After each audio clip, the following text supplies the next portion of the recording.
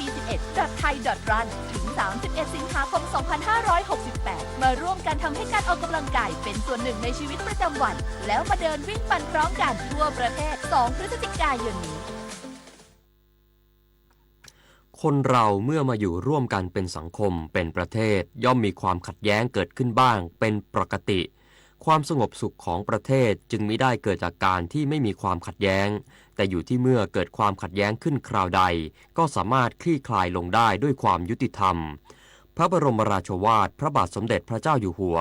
จบข่าวจุฑามาสรักษาพันธ์บรรณาธิการข่าวคณิษฐายิ้มดีและชลธรจัญญาอ่าน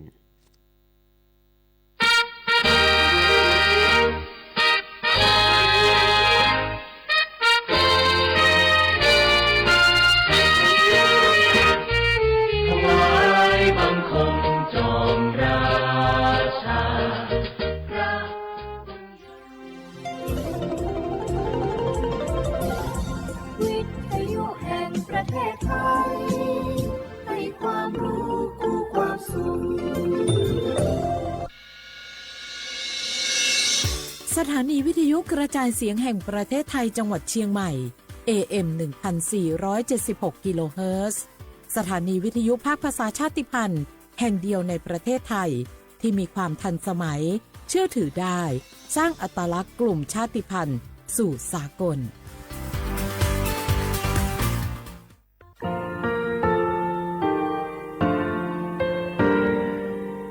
งาคือมีติปิเพกาวิเชแลงาคือติกาติฉือแลติเลเพกาวิมาเฮยาค่างาคือชอยาออตุคโลกาติเชวิออคือคาติผาคาชูโยอาชูโยวิโยกาคาเดติเลอติเกกาพุติลาวิทาปาโตงาคือชอยาอาสติกาวิโยงาคือออตุคโลออคือคากาติเชวิ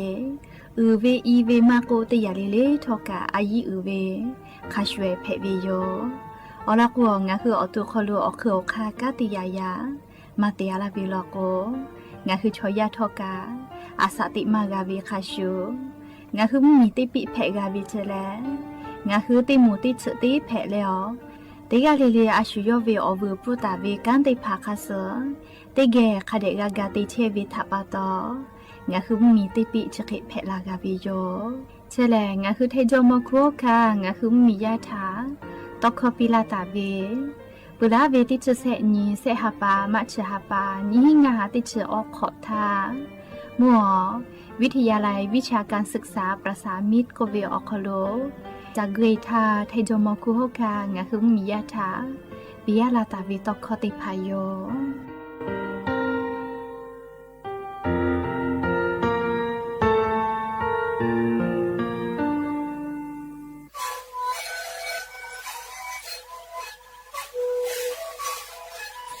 นี่คือหนูคือยาแก้เชื้อเวออกข้อเชื้อแล้วหุ่นข้อตัวคือออกที่จังหวัดที่ไหนเอ็มนาบาเต็งที่โอหาสุจิขอกิโลเฮเล่นเล่นหลอกเอาพ่อออกยาแก้เชื้อได้มาเลยดูแลได้ชิ้นมาเลยและมันคือเวออกยาที่มาเลยที่แต่แล้วพ่อมาชาพยองเล่นเล่นแล้วหุ่นข้อก็เชื้อเวและงานแล้วหุ่นข้อก็เชื้อสมานมาข้าวโบเมดิโซ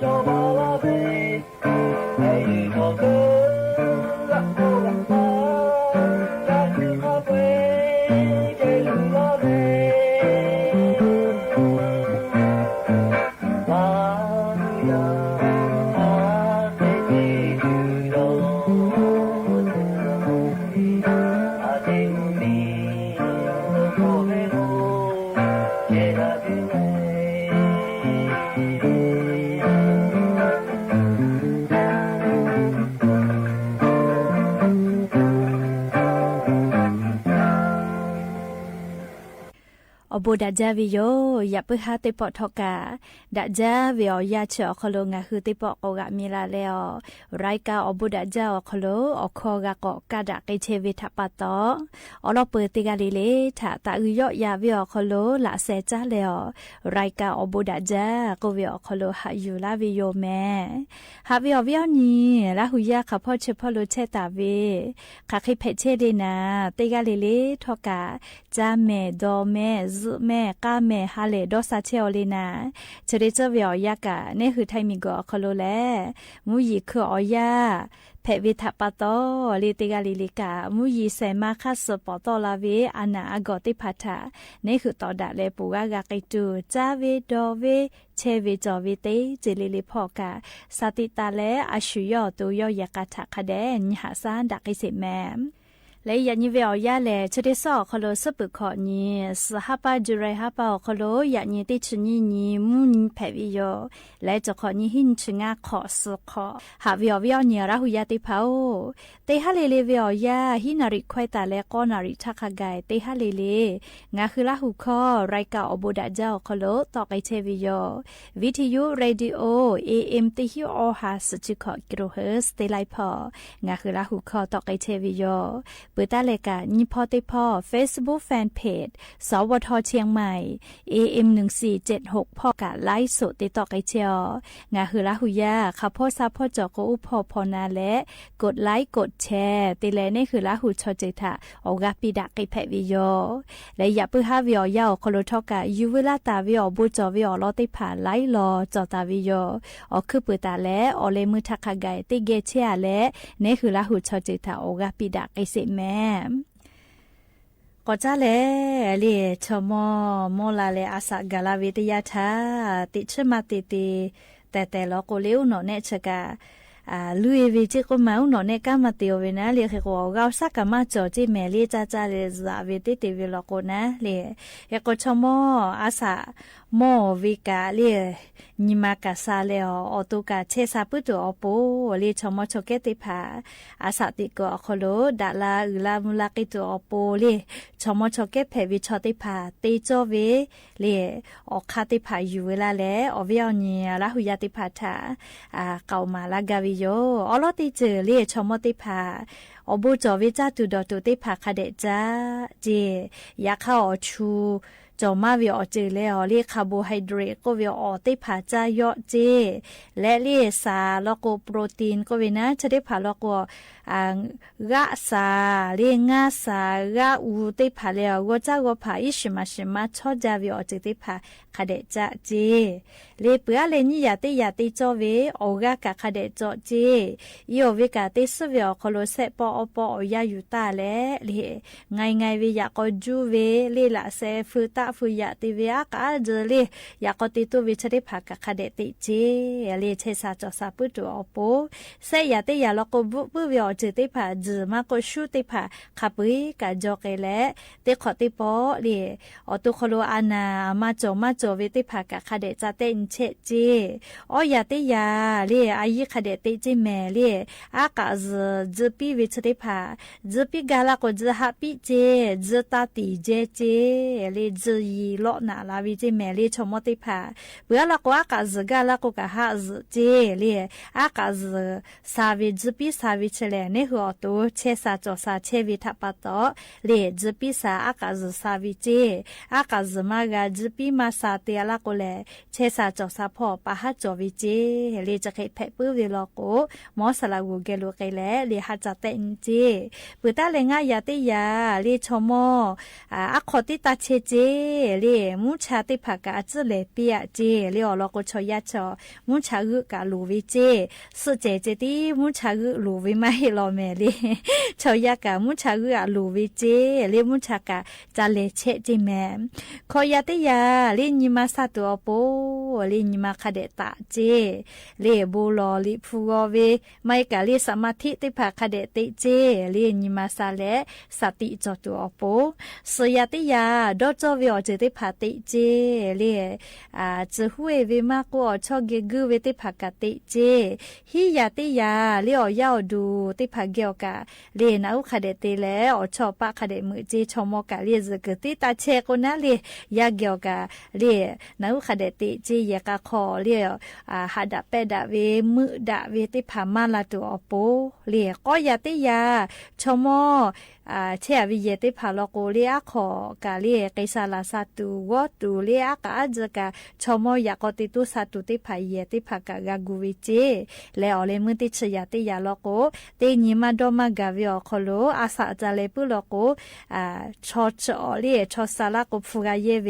เรียกโกฟูเยกตุพอกากูเตเจเรียอวิอเนลาหุยาติภาอเจชติภาเลชมอาสากาลาวิทยาธาติจอวิอเจจิเมเรียเชซาจอซาปุวิอเจติภาเลเรียอพุขะจาวิละสอเพวิเจชมเจติมาเฮเลียงาคือเตกาเลเลียอปุกาเชซาจอซาปุวิเลอพุขะจาวิละสอเพวิจิเมจะกาลิชมชเกติภาอตุญหาสาเกตุติจอวิอเจเลมาติจอวิอเจติชะคาเคอยู่เวลาเลชมชเกติภาทะเกามาลาวิโยแม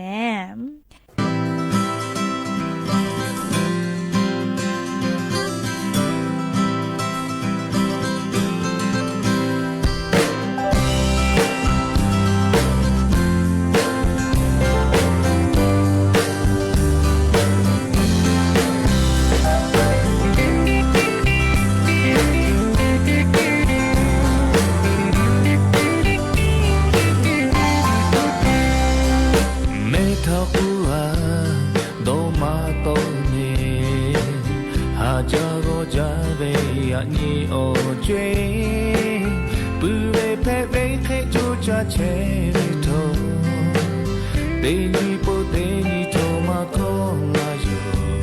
คาเคเตเลงาเยกาอุสโรไอกาดูเลเ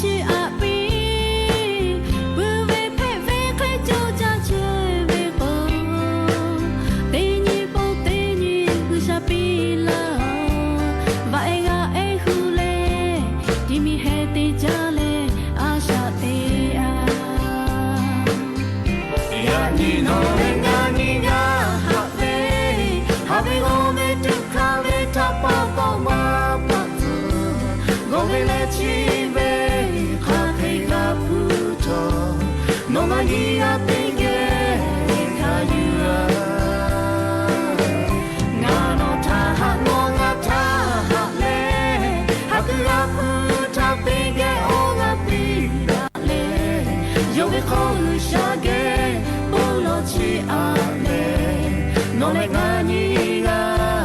Haveko Ashatea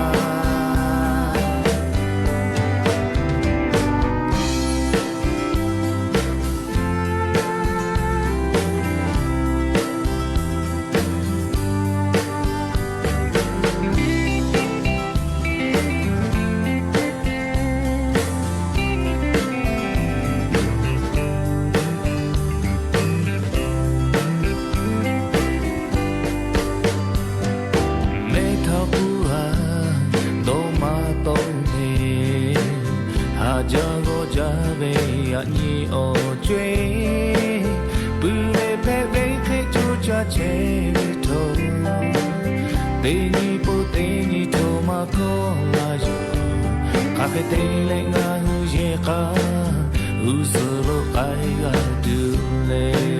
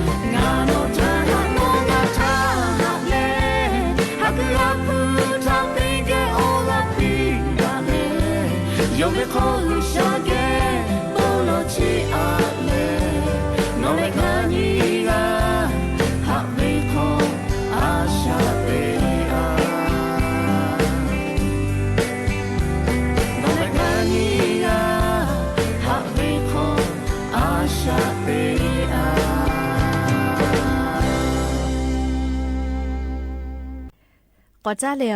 ประธานาธิบดีอเมริกาเมียวเวโดนัลด์ทรัมป์เลยมีก็โลภาษีเลยว่าเวอพูอซื้อก็ตาโตลาตาวิทาติแกนาสิแม่เชเวแลฮิฮาปาอกูฮาปาทาจะขอนี้ฮิงาฮาขอจีขอฮิฮาปาอกูฮาปาฮาปาสตินทาเลภาษีอพูชดิภาคัสสตาวอกไกตุโยจิเมลิชอลอติปอคโลเลอเมริกาเมียวเวประธานาธิบดีโดนัลด์ทรัมป์เลยอภาษีตาวอกไกตุเวเลตะชิตาวิโยเคโกนิเวตยาทาเลญาณิสาเลอาสาเมียวคโลเวียมลาวมีลอโกเลปุลาทาอหาปาทาลอกอเล่ามีเวมอติภาอเมริกาเมียวคโลยูลูลาเลฮอลาเวลโกเลลิภาษีอชฮิเปเซวอวิเจยาคาอาจจะก่อยอปีวิเจเลสหาปาทาชอชเปเซจิแมยากมามีปาโลเวกาเลอชเปเซวอวิเจ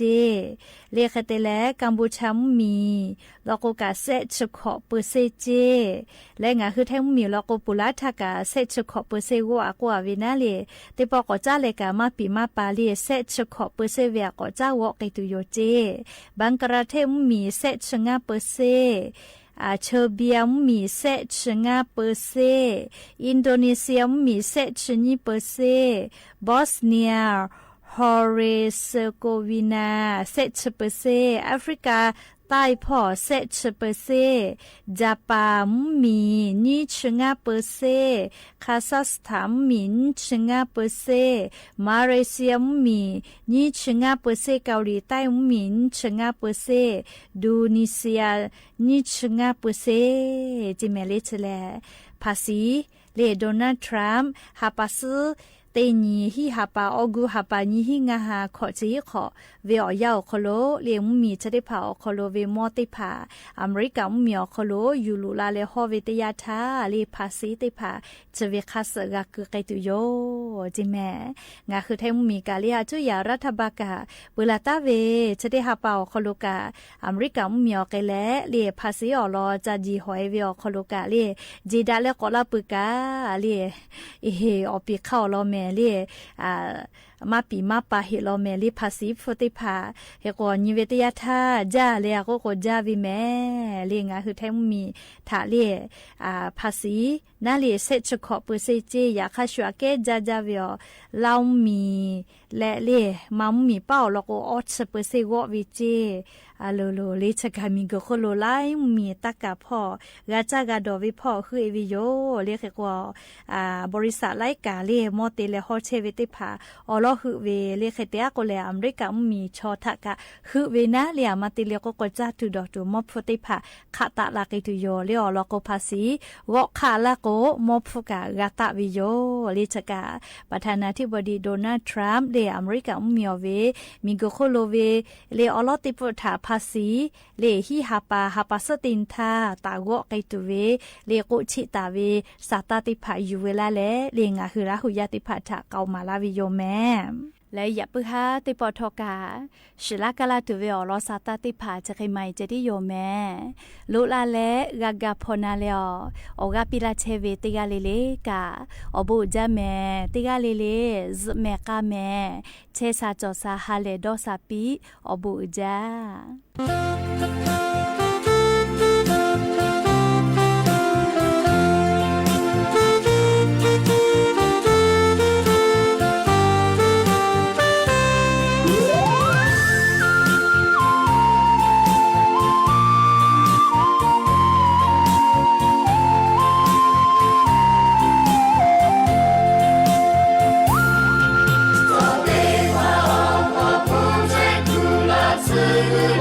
Kula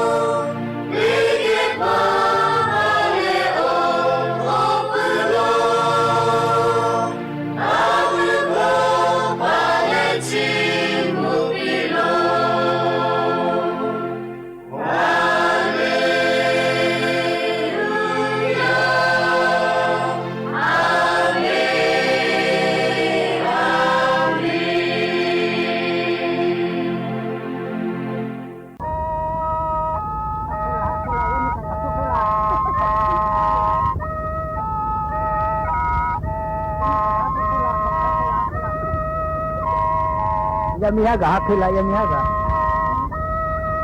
Yamia dacha, yamia pecha.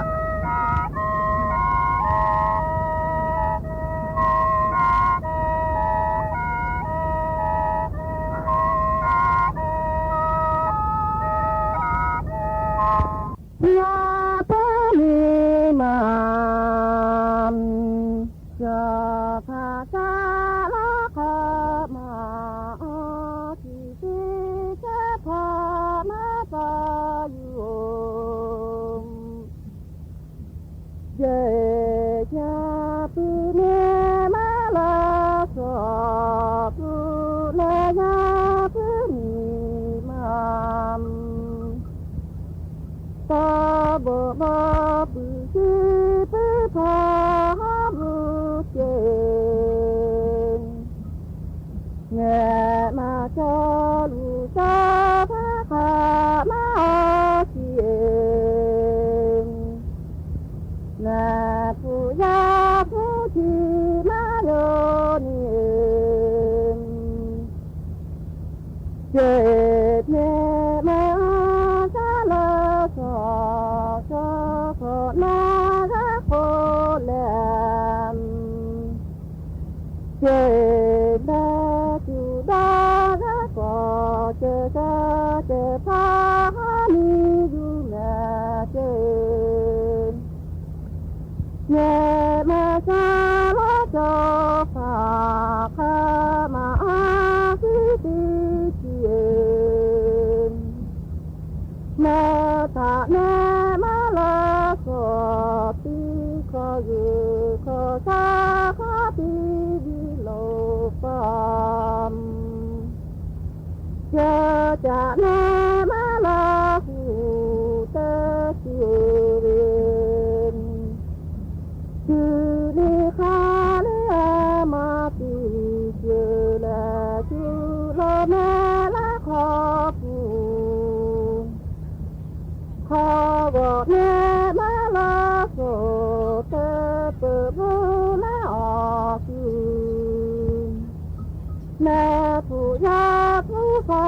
ma hu po yo ti bu ta la la ma ti ta di le sơ chu la la ti le ko yu sa yu lo me am na me ka si na bo na ti chi ma do ni u chi ka ka ni lu me a u chi ka ka ni lu me ke la ti a ka ni pu so le pa pa ki li en สถานีวิทยุกระจายเสียงแห่งประเทศไทยและเครือข่ายทั่วประเทศเสนอข่าวต้นชั่วโมงรู้เร็วรู้จริงเกาะติดทุกสถานการณ์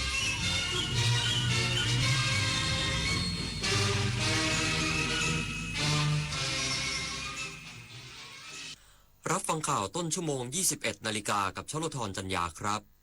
คนร้ายลอบวางระเบิดเจ้าหน้าที่ทหารพรานเจาะไอร้องจังหวัดนราธิวาสไม่มีผู้ได้รับบาดเจ็บอีกสักครู่กลับมาติดตามรายละเอียดครับ รู้ไหมว่าโรคพิษสุนัขบ้าติดต่อสู่คนได้และหากแสดงอาการแล้วไม่มีโอกาสรอด ถูกสุนัขหรือแมวกัดข่วนหรือแม้แต่เลียบาดแผลอย่ารอช้ารีบล้างแผลด้วยน้ำและสบู่ให้สะอาดแล้วไปพบแพทย์ทันทีเพื่อรับวัคซีนป้องกันจำไว้วัคซีนช่วยชีวิตได้โรคพิษสุนัขบ้าป้องกันได้ถ้ารู้ทันและไม่ประมาทอย่าชะล่าใจถูกกัดถูกข่วนถูกเลียบาดแผลรีบฉีดวัคซีนทันทีถนนดนตรีไลฟ์เดือนกรกฎาคมพบกับศิลปินนอนเปลผู้เฮกล่อมความฝันด้วยบทเพลงปลูกใจจุ้ยสุบุญเลี้ยงพร้อมวงทมนเด็กๆจากโรงเรียนเล็กในทุ่งกว้างบุรีรัมย์วันพุธที่ 30 กรกฎาคม 2568 เวลา 18 นาฬิกาณห้องออดิทอเรียมอาคารศูนย์ปฏิบัติการถนนวิภาวดีรังสิตกรุงเทพมหานครติดต่อเข้าชมฟรีได้ที่ Facebook ถนนดนตรีเรายังเป็นนักเดินทาง เมื่อเราก้าวทันเราต้องรักษาพัฒนาและส่งเสริมผลประโยชน์เพื่อความก้าวหน้าสู่ยุทธศาสตร์ที่สำคัญเราพร้อมผลักดันกิจกรรมเชิงรุกที่สร้างสรรค์ในทุกมิติรวมทั้งสร้างสรรค์ความเข้มแข็งในภูมิภาคที่มีอาเซียนเป็นศูนย์กลางเราสนับสนุนการส่งเสริมและเชื่อมโยงในเวทีเจรจาการค้าการลงทุนเรารักษาสันติภาพเสถียรภาพความมั่นคงและความมั่งคั่งประชาคมอาเซียนประชาชนเป็นศูนย์กลางเราไม่ทิ้งใครไว้ข้างหลังมหานครแห่งอาหารและบริการหาล้านสู่ตลาดโลกซอฟต์พาวเวอร์ด้านอาหารปลากุเลาเค็มตากใบนราธิวาสไก่เบตงยะลาปูทะเลปัตตานีโคพันธุ์พื้นเมืองและแพะวัตถุดิบชั้นเยี่ยมของท้องถิ่นได้รับมาตรฐานอาหารสากลและอาหารหาล้านผลักดันให้เป็นพื้นที่มั่นคงทางอาหารสร้างเศรษฐกิจชุมชนเพื่อยกระดับคุณภาพชีวิตภายใต้ระเบียงเศรษฐกิจหาล้านจังหวัดชายแดนภาคใต้เกิดเหตุคนร้ายลอบวางระเบิดรถยนต์เจ้าหน้าที่ทหารพรานเจาะไอร้องจังหวัดนราธิวาสขณะกลับจากตรวจสอบกล้องวงจรปิดไม่มีผู้ได้รับบาดเจ็บเวลา 15:05 นาทีเกิดเหตุคนร้ายลอบวางระเบิดรถยนต์ของเจ้าหน้าที่ทหารพรานร้อยทหารพราน 4802 ที่อำเภอเจาะไอร้องจังหวัดนราธิวาสขณะชุดปฏิบัติการดังกล่าวกำลังเดินทางกลับจากการตรวจสอบกล้องวงจรปิดที่ได้รับแจ้งว่าถูกทำลายในพื้นที่ตำบลจวบทั้งนี้เจ้าหน้าที่สามารถกลับเข้าฐานปฏิบัติการโดยไม่มีผู้ได้รับบาดเจ็บเบื้องต้นเจ้าหน้าที่ได้ทำการปิดกั้นเส้นทางเกิดเหตุและอยู่ระหว่างการประสานงานหน่วยงานที่เกี่ยวข้องเข้าตรวจสอบพื้นที่เพื่อรวบรวมหลักฐานและติดตามตัวคนร้ายมาดำเนินคดีต่อไปทั้งนี้หากประชาชนพบบุคคลต้องสงสัยโปรดโทรแจ้งสายด่วนกอรมนภาค 4 ส่วนหน้า 1341 ตลอด 24 ชั่วโมงวิรพัฒน์เพชรสุดสวท.สุขไหนโกลกจังหวัดนราธิวาสรายงานคณะอนุกรรมาธิการด้านการจัดหางานและพัฒนาฝีมือแรงงานวุฒิสภาเสนอแนะหน่วยงานที่เกี่ยวข้องเร่งพัฒนาทักษะแรงงานรองรับอุตสาหกรรมแห่งอนาคตเพื่อเพิ่มประสิทธิภาพการผลิตกำลังคนนายนิรุตติสุทธินนท์ประธานคณะอนุกรรมาธิการด้านการจัดหางานและพัฒนาฝีมือแรงงานในคณะกรรมาธิการการแรงงานวุฒิสภาเป็นประธานการประชุมพิจารณาแนวทางการพัฒนาแรงงานเพื่อรองรับอุตสาหกรรมแห่งอนาคตโดยใช้กลยุทธ์ที่ใช้ความต้องการของอุตสาหกรรมนำหน้าโดยคาดการณ์ในปี 2569 อุตสาหกรรมยานยนต์สมัยใหม่จะต้องการแรงงานกว่า 17,200 คนและการแพทย์ครบวงจรต้องการแรงงานกว่า 22,400 คนซึ่ง 11 ทักษะสำคัญที่ตลาดแรงงานภาคอุตสาหกรรมต้องการแบ่งออกเป็นทักษะทางเทคนิคและความรู้เฉพาะทางที่จำเป็นในการทำงานโดยตรงและทักษะทางสังคมซึ่งปัญหาเร่งด่วนที่ต้องแก้ไข3ปัญหาสำคัญคือหลักสูตรการศึกษาภาครัฐจะต้องมีฐานข้อมูลที่ตลาดแรงงานต้องการอย่างชัดเจนและขาดการบูรณาการประสานงานระหว่างหน่วยงานในการผลิตกำลังคนรองรับอุตสาหกรรมเป้าหมายทั้งนี้คณะอนุกรรมาธิการยังเสนอแนะว่าการพัฒนากำลังคนให้มีประสิทธิภาพแต่ต้องเลือกอุตสาหกรรมที่มีแนวโน้มจะเป็นที่ต้องการในอนาคต 1-2 อุตสาหกรรมข้อมุ่งส่งเสริมและพัฒนาทักษะกำลังคนรวมถึงปรับปรุงข้อกฎหมายให้สอดคล้องกันได้อย่างเหมาะสมสัทวีศรีวิบูลย์รายงานสถานการณ์อุทกภัยพื้นที่3อำเภอของจังหวัดอุตรดิตถ์ระดับน้ำเริ่มลดลงผู้ว่าราชการจังหวัดอุตรดิตถ์สั่งการระดมสรรพกำลังเข้าช่วยเหลือประชาชนอย่างเต็มที่คาดสถานการณ์เข้าสู่สภาวะปกติภายใน 2-3 วันนายสิริวัฒน์บุภาเจริญผู้ว่าราชการจังหวัดอุตรดิตถ์พร้อมหน่วยงานที่เกี่ยวข้องลงพื้นที่ติดตามสถานการณ์อุทกภัยในพื้นที่อำเภอน้ำปาดหลังได้รับผลกระทบจากมวลน้ำป่าที่ไหลมาจากอำเภอฟากท่าส่งผลให้เกิดน้ำท่วมใน3ตำบลได้แก่ตำบลเด่นเหล็กตำบลบ้านฝายและตำบลแสนต่อรวมกว่า200ครัวเรือนโดยเฉพาะพื้นที่บ้านสวนหมู่ที่5ตำบลแสนต่อน้ำท่วมสูงถึง 1.5 เมตรขณะเดียวกันในบางพื้นที่ยังคงมีน้ำท่วมสูงต้องใช้เรือเร็วลำเลียงอาหารและน้ำดื่มให้กับประชาชนกว่า40หลังคาเรือนโดยได้รับการสนับสนุนจากกอรมนมูลนิธิในพื้นที่และเหล่ากาชาดจังหวัดเข้าช่วยเหลือในเบื้องต้นสำหรับทางกระทรวงมหาดไทยยังเตรียมจัดถุงยังชีพกว่า500ชุดกระจายให้ผู้ประสบภัยใน3อำเภอพร้อมสั่งการให้องค์การปกครองส่วนท้องถิ่นประสานกำลังทหารตำรวจและอาสาสมัครร่วมฟื้นฟูภายหลังจากน้ำลดสำหรับผลกระทบภาพรวมตั้งแต่วันที่11ถึงวันที่12กรกฎาคมมีประชาชนได้รับผลกระทบ567ครัวเรือนครอบคลุมพื้นที่3อำเภอพื้นที่การเกษตรได้รับความเสียหายกว่า 2,000 ไร่พร้อมวางแผนเสริมรายได้ในระยะถัดไปซึ่งในขณะนี้จังหวัดอุตรดิตถ์และหน่วยงานที่เกี่ยวข้องอยู่ระหว่างการสำรวจความเสียหายเพิ่มเติมและจะเดินหน้าฟื้นฟูช่วยเหลือประชาชนอย่างต่อเนื่องจนกว่าสถานการณ์จะคลี่คลายที่ขยุวัฒน์สิงห์สกุลสวท.อุตรดิตถ์รายงานจบข่าวชลธรจัญญาอ่านรับฟังข่าวครั้งต่อไปเวลา 22 นาฬิกาครับติดตาม ข่าวที่นำเสนอไปแล้วได้ที่ www.thainews.prd.go.th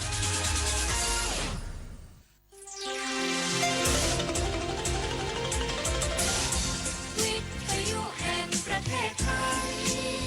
ให้ความรู้กู้ความสุข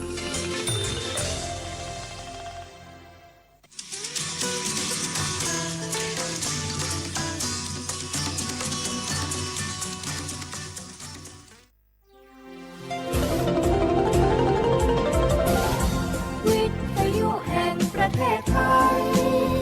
ให้ความรู้กู้ความสุข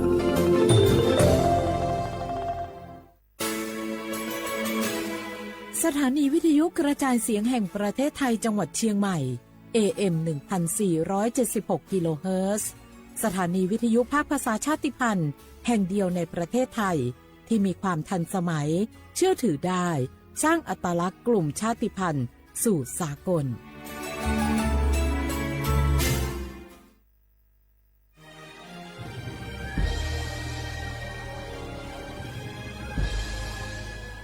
เกิดเป็นคนไทยเติบโตบนผืนแผ่นดินไทยจงภูมิใจในความเป็นไทยชาติไทยเรานั้นนับเป็นชาติที่มีความเป็นมาเก่าแก่ยาวนานเรามีภาษาวัฒนธรรมและมีสิ่งต่างๆที่เป็นเอกลักษณ์ให้เราได้ภาคภูมิใจในความเป็นคนไทยเราควรเห็นคุณค่าและมีความรักชาติหวงแหนแผ่นดินอันเป็นมรดกของบรรพชนร่วมภาคภูมิใจในความเป็นไทย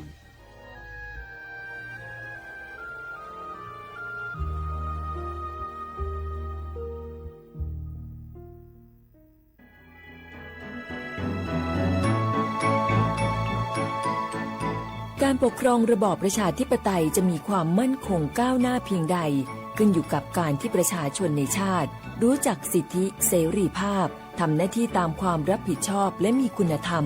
เมื่อมีความคิดเห็นที่แตกต่างเราจึงต้องเรียนรู้และแก้ปัญหาไปด้วยกันด้วยความสามัคคีปรองดองของคนไทยทั้งชาติเพื่อก้าวสู่ประชาธิปไตยที่มั่นคงรู้สิทธิรู้หน้าที่ตามวิถีประชาธิปไตย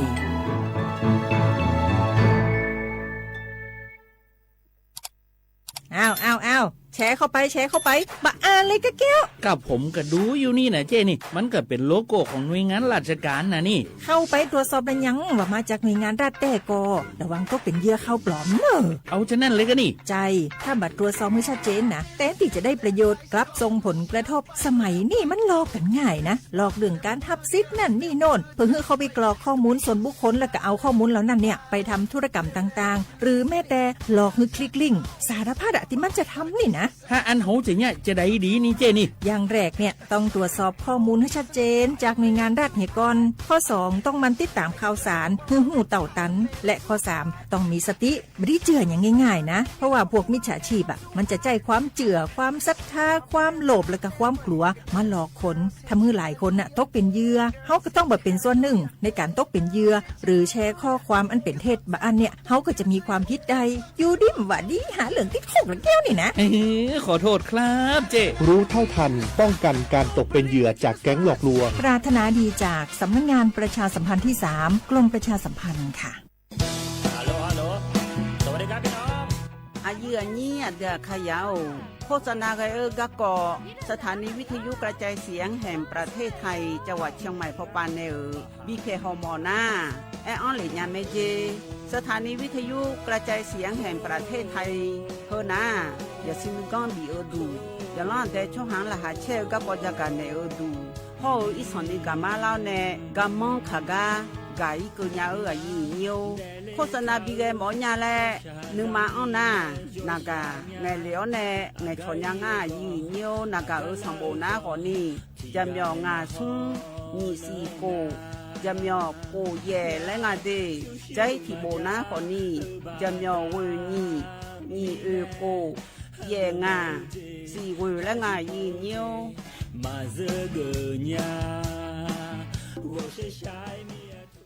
นี่รู้กันไหมสิทธิบัตรทองหรือบัตร30 บาทเป็นสิทธิหลักประกันสุขภาพตามกฎหมายที่ช่วยคุ้มครองคนไทยทุกคนให้เข้าถึงบริการสุขภาพที่จำเป็นโดยไม่ต้องเสียค่าใช้จ่ายเลยนะครอบคลุมทั้งการรักษาพยาบาลการป้องกันโรคการฟื้นฟูสมรรถภาพทางการแพทย์เรียกว่าช่วยให้คนไทยอุ่นใจกันเลยทีเดียวสอบถามเพิ่มเติมสายด่วนสปสช1330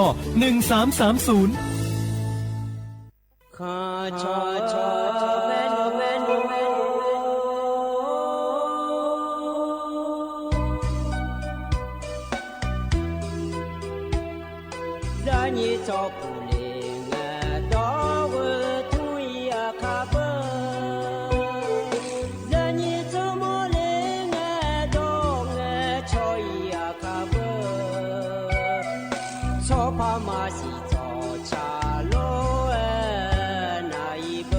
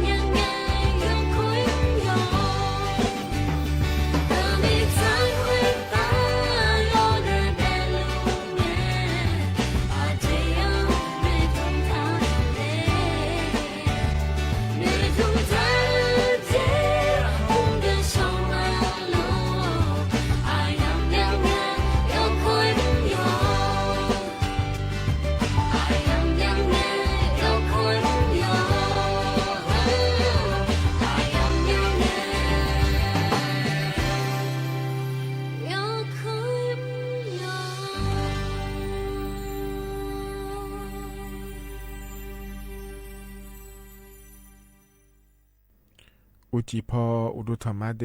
ไอเยนี่มีขังยาโยหานาลุแนเยเนียว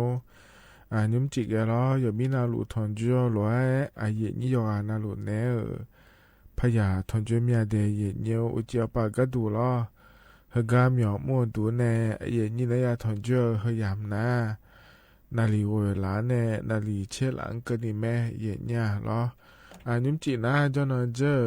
โกนังนฉลาแม่เดวันเสาร์งานแนอย่างนี้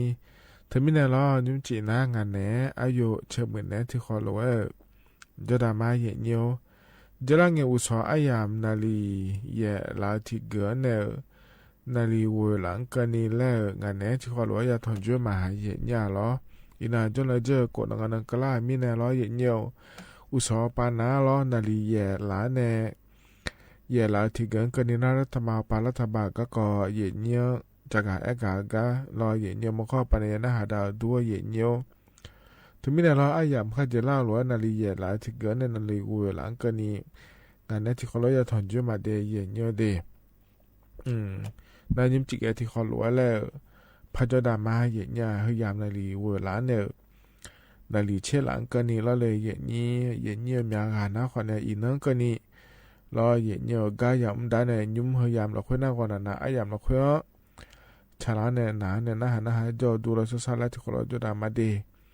ที่อันนั้นมีเนาะหุ่นเนาะในก่อนนะยันนะเจอแม่เย่เนี่ยเราแล้วจะกลับไปมีมั่วแม่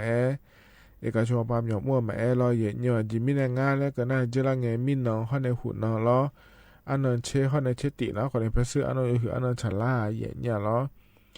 อันนั้นเช่งานนะคนเนี่ยวันอาสาฬหบูชาแล้วก็อันนั้นแถเย่เนี่ยนะอันนั้นเชติก็ดูนะคนเนี่ยวันเข้าพรรษาแล้วก็อันนั้นเดเธออย่างนี้ยาจันทนายนาหาลานาดอจิเธอก็เธอเกาะรออาจจะไม่ได้นานอย่างงั้นอาจจะไม่ได้เยอะอันนั้นไปเกิดก็ถูกงั้นเลยแล้วอย่างนี้จะกายอากาด้านนั้นในปีสิบกามาเดยอย่างนี้อย่างนี้นาหามาตอนตัวน้าคนนี้เธอเฟซบุ๊กอย่างนั้นจนอปานาหาขวดยังไม่เดยอย่างนี้เดนั่นยิ้มจิกรออย่างนี้ที่ขอรวยแล้วพระเจ้าดามาอย่างนี้อีน่าจนเลยเจอก่อนงานชาลารวยรออย่างนี้เธออย่างนี้อยู่มือจะสะดวกก็กอโลอย่างเงี้ยก็ต้องช่วยก็กอโลแล้วจะกะอากาศด้านนั้นในบิสิบิกามาเดนิ่มจีเฮกาอย่างเงี้ยลำฐานในพอเนี่ยรอจะกะอากาศด้านนั้นในบิสิบิกาเฮนะคนเนี่ยเธอสตาตาเจจานักก็จะเจ็บอย่างนั้นยาก็ดุงาแล้วจะกะอากาศด้านนั้นในบิสิบิกาเนี่ยเดอย่างนี้โยฮานาลูเอย้อนยาผายแล้วอย่างเงี้ยมันนี่นะก็ก็เดี๋ยวมีข้าที่โปรเย่เนี่ยจะกลายอากาศดังนั้นในบิสิบิกามาเย่เนี่ยขอเนี่ยยมยาขอนี้เราเย่เนี่ยมามาเนื้อเกอเดี๋ยวขอนี้จ้อเราเลยนี่มาชิญญาเดี๋ยวขอนี้จ้อถ้าไม่ในโยฮานะรวยย้อนยาผายมีข้าที่โปรเราจะกลายอากาศดังนั้นในบิสิบิกามาเดเย่เนี่ยฉันเท่านั้นนะหันยาแม่เย่เนี่ยนะเธอแต่มาเงือล้อโกนังนังเกล้ารวยเราเดือดขาวเดือดจะก่อแม่เดือดขาวตัวแม่เราข้าเราอยากให้ยาล้อพอในปีหน้าหาดามาเดแต่มีเนี่ยรออย่างเงี้ยเฟซบุ๊กไปในหน้าหาลัวนะกดไลค์กดแชร์เธอจะเนี่ยแม่อย่างเงี้ยมีคนตัวนี้กับเกือบผายรออย่างเงี้ยถึงกันในหน้าอย่างเงี้ยอันนั้นจะเหมือนจะการนั่นแหละมาดีนิ่มจีเฮก้าอย่างเงี้ยแล้วทนชั่วเดียวขาอันนั้นน้ำมังที่นั่นฉลางาอย่างเงี้ยบาสีน้าสีอาโคนะแช่ที่หัวเดไทยอันนั้นอินาวันเสาร์อันนั้นเช่นนี้บาลาสีนักกรกฎาคมและขั้วสีอาโคนั้นนิพังอายะโกเชียงาเดยเนียวเฮนาโคตัวละตัวยินละทนจยุ่มจีอายามละค่อยเดงานนี้ก็เริ่มถ่ายเฮมจะการได้มีนายล้อ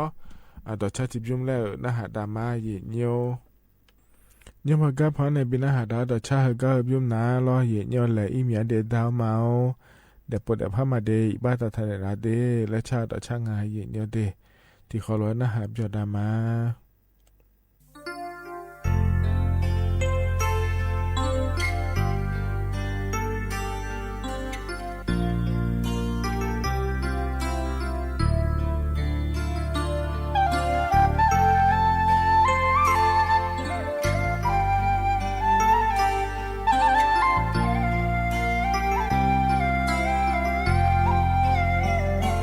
อามาโออาดาโออาลีเฮมอโดล来说，我啥个面貌，我啥个面道嘛个呀，伊能来说，毛道道个嘛那个。阿里后个干嘛唱来说，若哈女呢大个好来说，阿里的是通波爱哦一年，阿妈阿达呀比多嘞啊，阿妈哦阿达哦。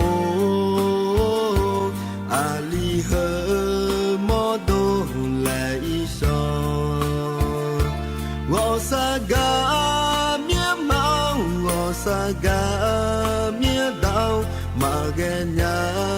ý năng lại so gió bằng dê ho lại so mía giờ lá gà co gió gơ dê bị chờ mà nữ cô nữ phá ho gió mía đẹp đau mà à mà à đau aliang bosa lao ibajini tabi na lama dao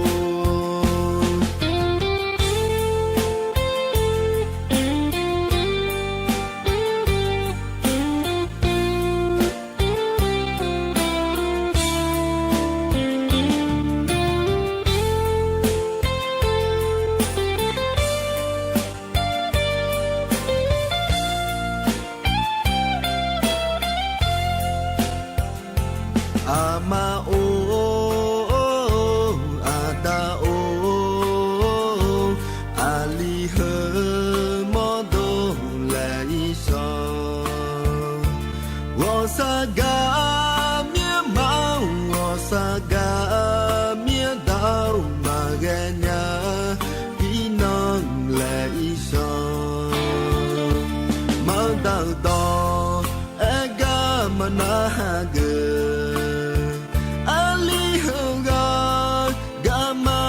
trong lá so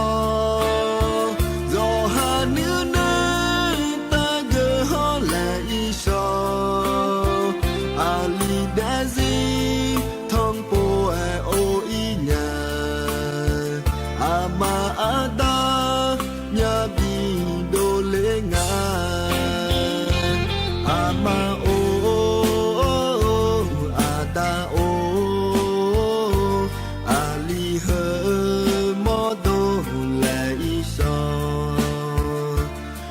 saga mía mau saga mía đau mà ghe nhà ý năng lại so gió bằng dê ho lại so mía giờ lá gà co gió gơ dê bị chờ mà nữ bồ nữ phá ho gió mía đẹp đau mà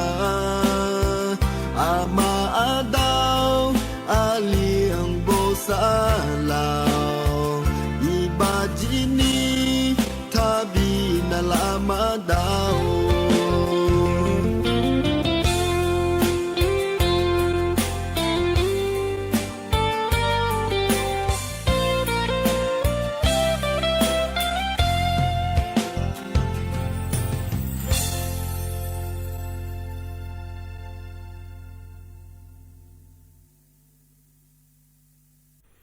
nhung thơ gấp hơn này bina hạt đào đợt cha thơ gấp thập nhung ná lo dễ nhiều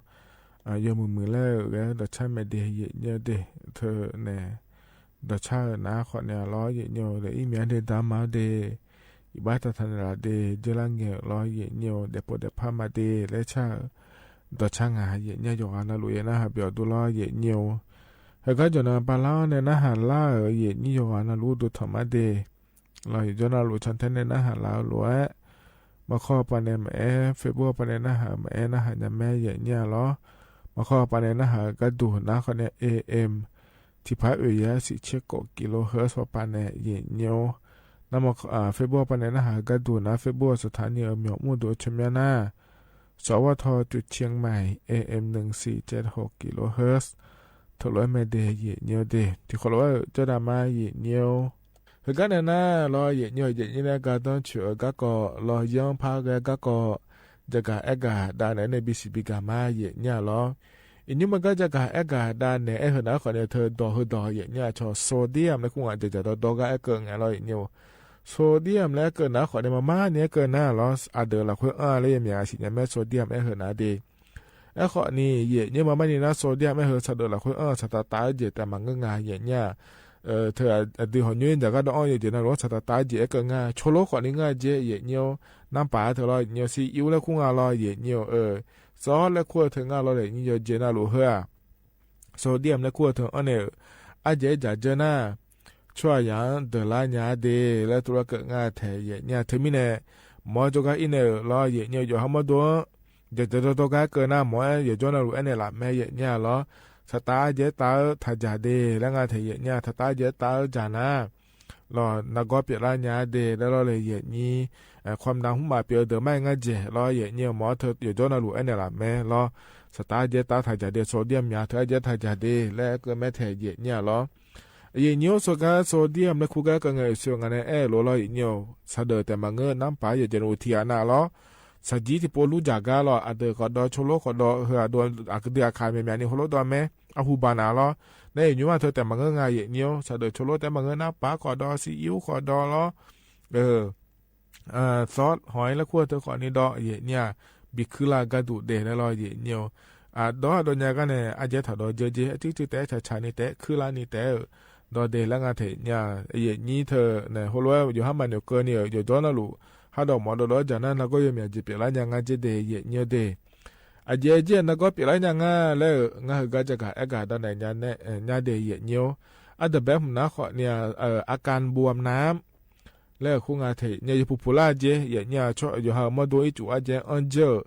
มิเนแล้วเลยเยนี้เธอมิเนแล้วเยเนียวเธอโซเดียมแล้วก็เธอมาดูละคุยอาเจอันเจอนะขอเนี่ยอีจูเธออีโดยอสาเจมาโดนรอเยเนียวเทมิเนผู้ลาเจเยเนียวเด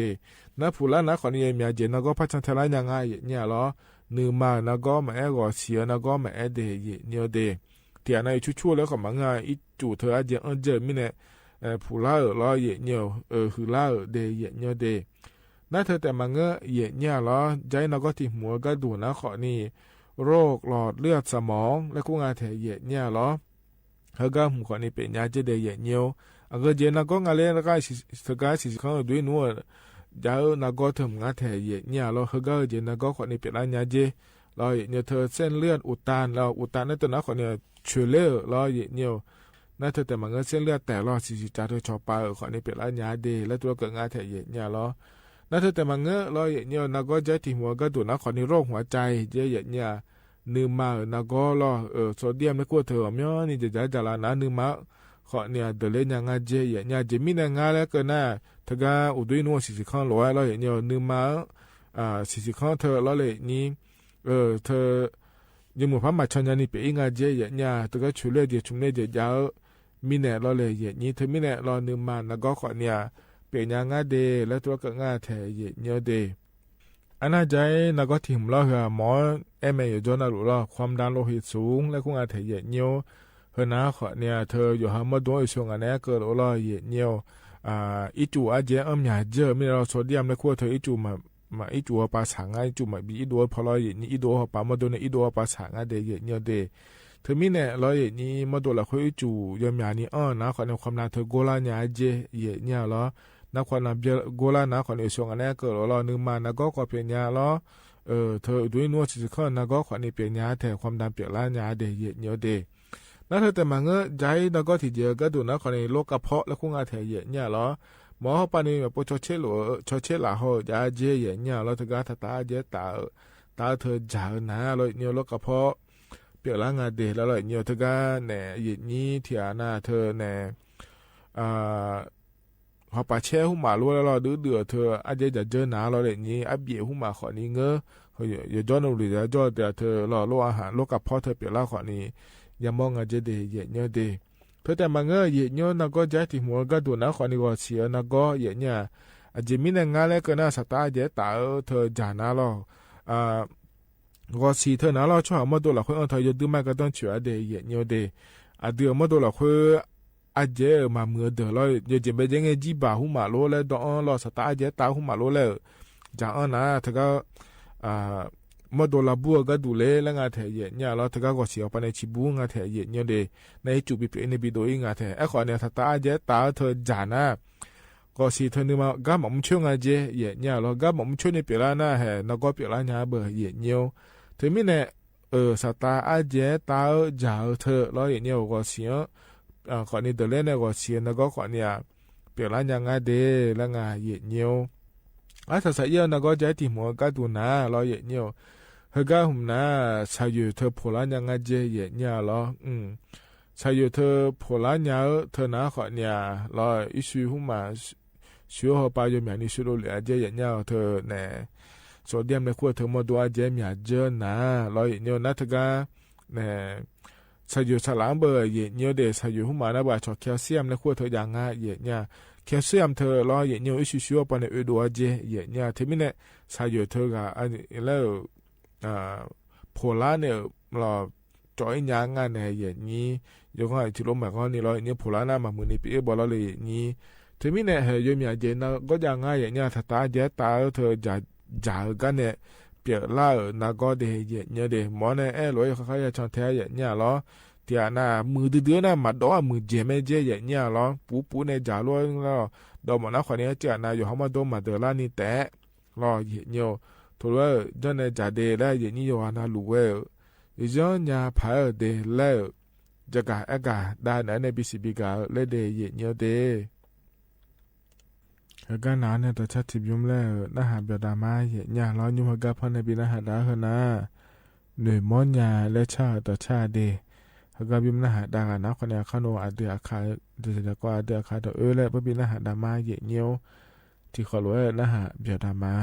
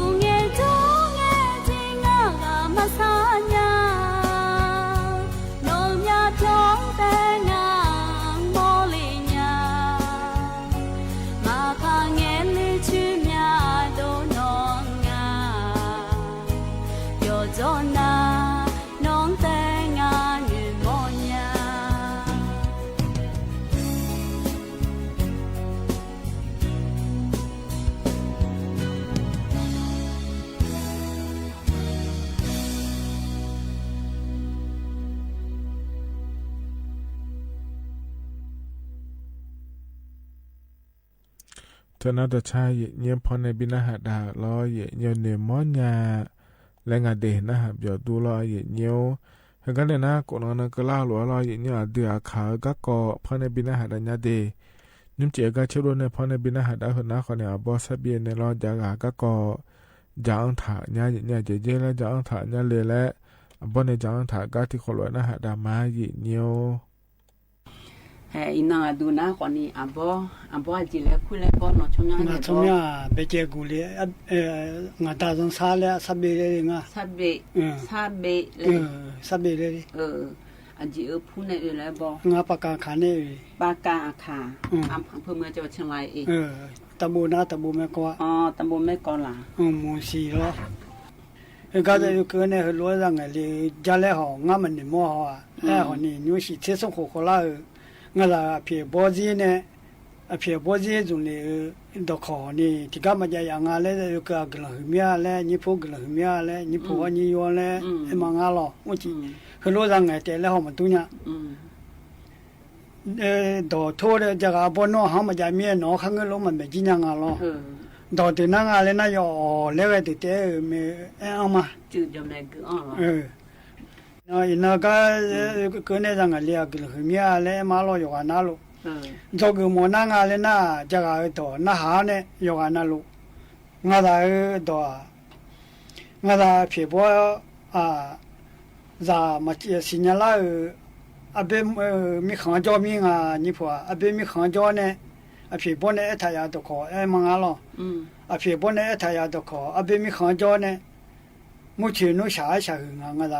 不别结了，不别结后啊，别要好几都要呢，炒下然后呢，切啊了，别几年了，炒下然后呢，切啊了呢，一普比奶奶比啊，这你婆一普比奶奶比要呢，我都了一就好呢，我都了娘啊，来炒下啊，来必须比出来啊，必须比出来呢，必须比出来那你真啊好好了那。อาคาพูด้วยหมดยาเลยเนี่ยงาล้องาบ่ไปเจล้องาบ่ไปเจคู่อันเนี่ยคู่รู้เนี่ยน่ะเพชิเนาะเธออาจีหัวหัวกายกันเนี่ยใหญ่บ่สนใจแต่หัวกายกันน่ะก็อุลาเนี่ยอย่าละแล้วค่อยสิญญากันเนี่ยเมเนตของอ่ะค่อยเมเนตของอ่ะแล้วน่ะอเบดอมีเนี่ยน้อหมออุญญาพาน้อหมออุญญายอติยอคำไงนะหมออุญญาอเบดอเนี่ยจะไปอาดมอาดมเป็นอะไรนะอาดมเป็นอะไรนะเธอใครคุยกับทุ่มเอจุกมาทุ่มเออาเบโตจะไปอาเบโตเททุ่มมาอาเบโตเทอาเบเนี่ยเมโตจะนุ่มเยอะล้อ โอนาวาเลจะเป็นญี่ปุ่นโอนาวาสิทธิขาตีมือป่ายายกุญยาอุลุติสุหายและเฮติดอสมปูละทัวเอาเราพัทุปุให้มาโอนาวาสิทธิขาตีมือป่ายายกุญยาอุลุติสุหายและอาคาตอนเนี่ยอันนี้เอ็นมาชักกุยากุชเนี่ยเนี่ยเสียชีเลยดีและอาเบตตัวฮัลโหลชียอาเบตตัวไม่เหรอตัวมาใช้อยู่กับอีกอ่ะใช้อยู่ใช้ละกับอีกอ่ะน่าตัวทุนเนี่ยดูจังบองไงบองแล้วไอ้จุขมาว่าบองไอ้จุทัวเลยนี่ปัวไอ้จุทัวอันนี้บีบดองไงไอ้จุงอะไรน่ะไอ้จุที่อาเบตตัวน่ะว่าเลี้ยงอ่ะล้อไอ้จุขมางอ่ะล้อถึงมีเนี่ยถึงรู้ว่าบิดายามอนยาเลยอยู่กับเงี้ยสังน่ามีชนตัวถึงอะไรน่ะโบชองอสหายเลยอะไรทุละที่ปุ๊บไปปุ๊บสิโบชองอสหายเลยที่ตัวสมปูให้รู้ตัว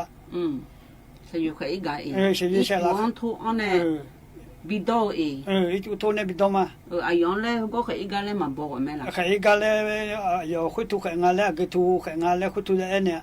อยู่ก็อยู่นั่นเราคุยทุกบอลดีเลยละบอลคุยทุกบอลดีเลยอยู่คุยทุกสิ่งดีเลยละ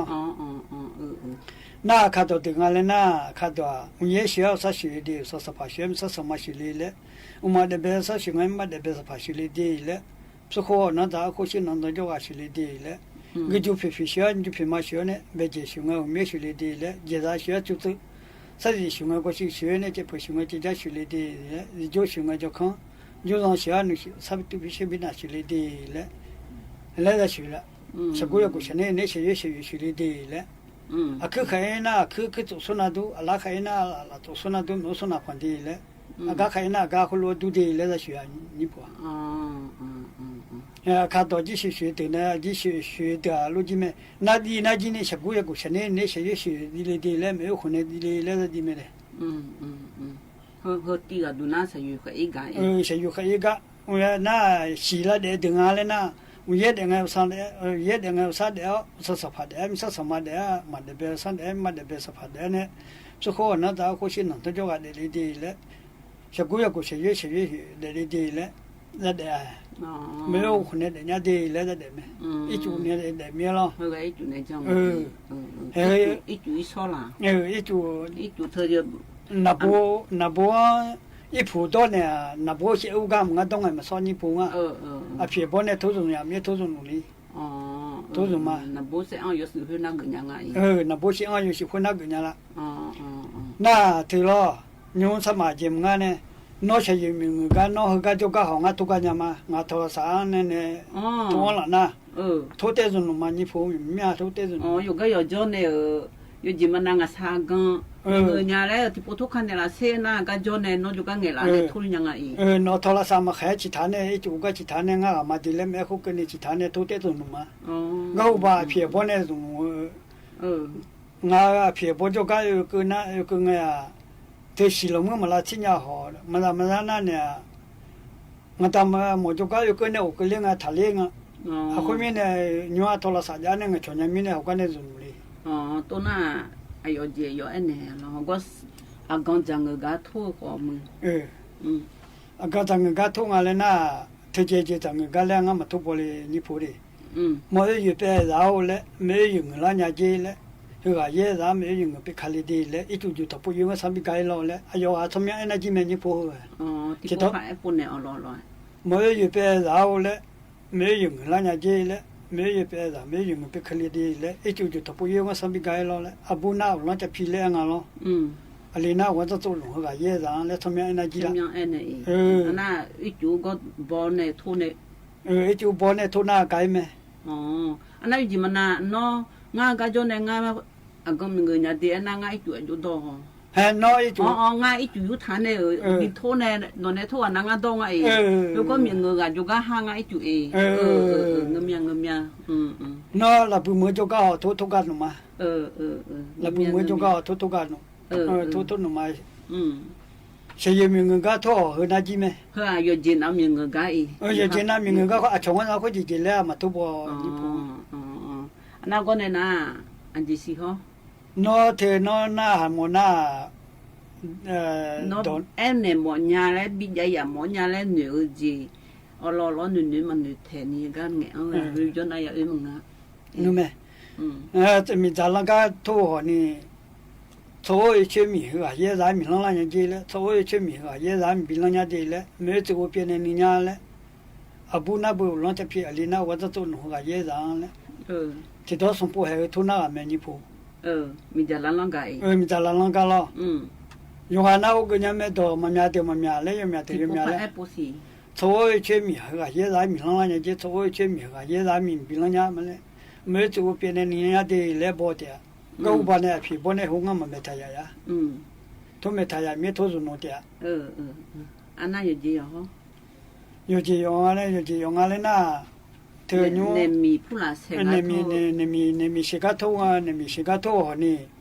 好大有钱米和啊，也让那米洗来了啊，好大有钱米和啊，也让那米比洗伢嘞，米属于卡巴查，属于也卡巴铁铁伢的嘞，米属多多提到送不还，多不拿没送不。不怕怕是不？好大有钱米和啊，也让那米洗来了啊，好大有钱米和啊，也让那米比洗伢的嘞，米属于卡巴查，属于也卡巴铁铁伢嘞。hứa dễ dàng đấy, thằng mẹ anh nói gì đó, hứa na bọn này nên mình phụ là sẽ cả, thôi, anh nói dễ tìm lấy là người na, là thiệt đâu mà na nhà mẹ ucho thôi là, ucho này thôi là anh, ucho này thôi anh nghe lên nào, ucho này thôi à, ít chút thôi đi phụ à, ít chút thôi này bị đau ngay, ít chút thôi này bị đau đi, chỉ lâu thôi, là nhà gì đấy, xong nó bị nhà là có cho nó bắt là bắt khá là nó bắt là khá đi đấy. số lâu thọ bị nhá chết xuống đồng đấy, cô cho nó bắt là bắt khá nó bắt là khai đi đấy, nó lâu thọ bị nhá cho xuống đè đấy, cô cho nó bắt là bắt khá nó bắt là khai đi đấy, mấy ôคนในnhá đấy, bố lại, chỉ đó xuống bố lo, chỉ đó xuống bố, thì bố phải bố xin bố, cái gì đó thọ là nhá gì đấy, cái gì đó thọ bị là nhá đấy, chỉ lâu thọ bị nhá ngã xuống nung đấy, cô cho nó bắt là bắt khai đi đấy, nó bắt là khai đấy,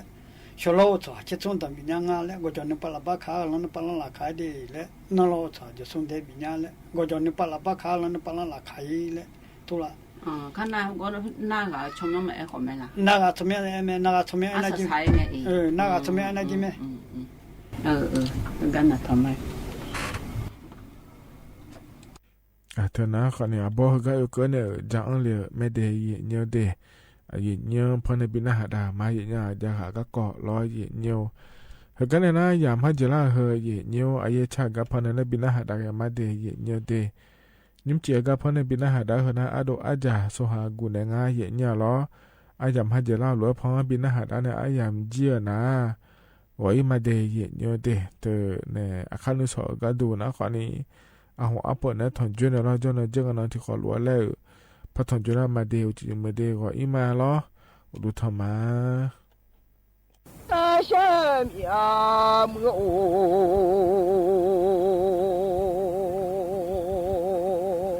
đồ nhựa thì nó đê ya nhựa thì nó mưa ô nó chỉ mong thì ra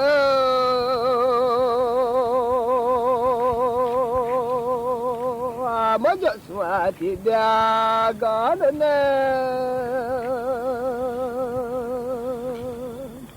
nó lo yêu cho xóa cả đó lũ lệ đi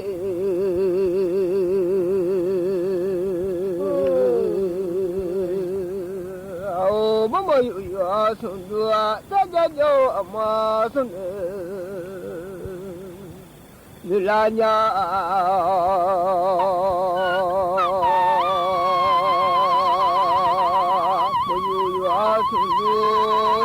yo ma sun ne de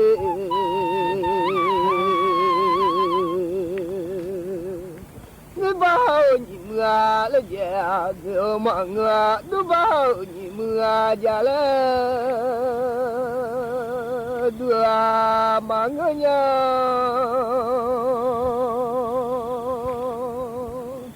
adu sao bà sư nè áp yêu lu bà ta sư nè đi áp chỉ là bà sư khẽ mưa chỉ là bà sư nó lên là nhà no ba she no mo a le ya la nya la cha bu le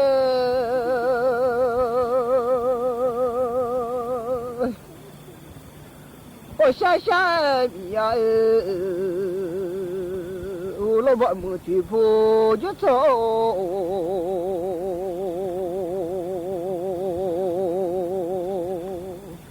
你这叫的天嘛，不老地铺啊，来一个那不啊，地铺来一个的，地都大，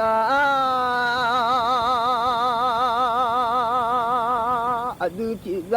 嘛了呢，老海地个嘛了呢。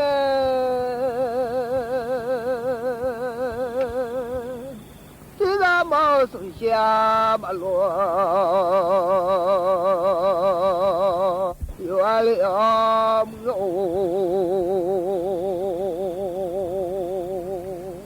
米拉木诺提马拉的，可能是你把家嘛，我家了呀。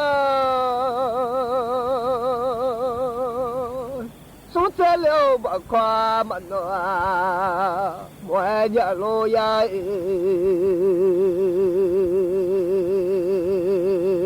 hồ lô bà mù thì phù chứ sao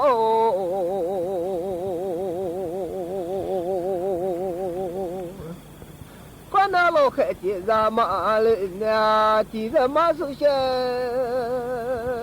mà lo yêu qua liêu lên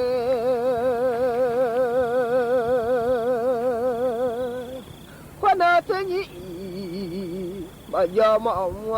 xuống thế leo bạc khoa mà nó lại đi bà sẽ tự nhớ yêu nam ai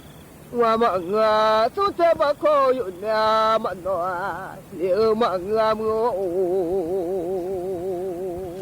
bà sẽ tự nhớ mi nam mà lo ya Suta ba ko minya manoa ligalo yade ba shetani yona unze mangamo Suta ba ko yona moa le manga ba shetani mina unze alo yale Suta ba ko minya moa lo mi ale a chobo mi lo le no a ti ma za du tham ma du ba shu a lo a zan ne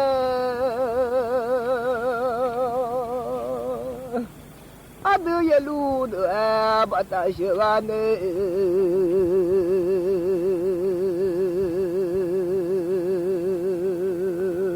bà sẽ tìm nhà mà ông lại lo ya bà sẽ nói đã tìm mi mà ông bà sẽ cứ du tìm mi mà giờ lệ lo ya lo bầm là thì phù cho sợ nó bà sẽ thế nhỉ Yuna manga suse ba ko yuna mano le manga ilade tunyi mina ma suse ba ko mina mano le gale niam lo ba mu ti pu je cha no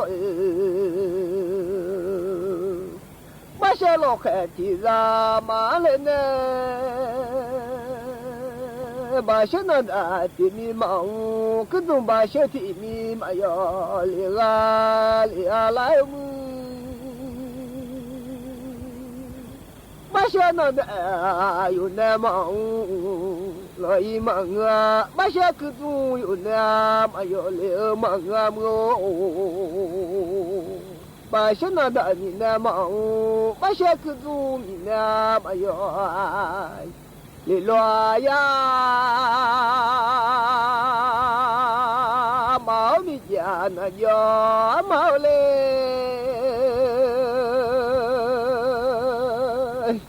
我下面那叫毛。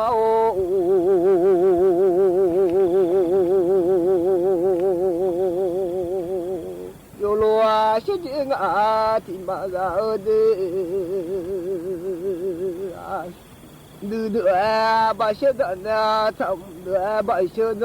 一路的的把大些啊，一路把提米，些啊，莫来呀。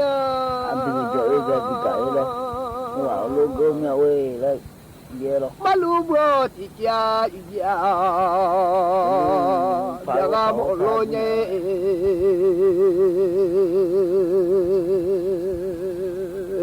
Mila mau mati mila selonwa, malubo tiga ya janu. Mabam uji tini senga, malubo tiga. Ya biara lelonu ma ba mu uji tini senade ya bana สถานีวิทยุกระจายเสียงแห่งประเทศไทยและเครือข่ายทั่วประเทศเสนอข่าวต้นชั่วโมงรู้เร็วรู้จริงเกาะติดทุกสถานการณ์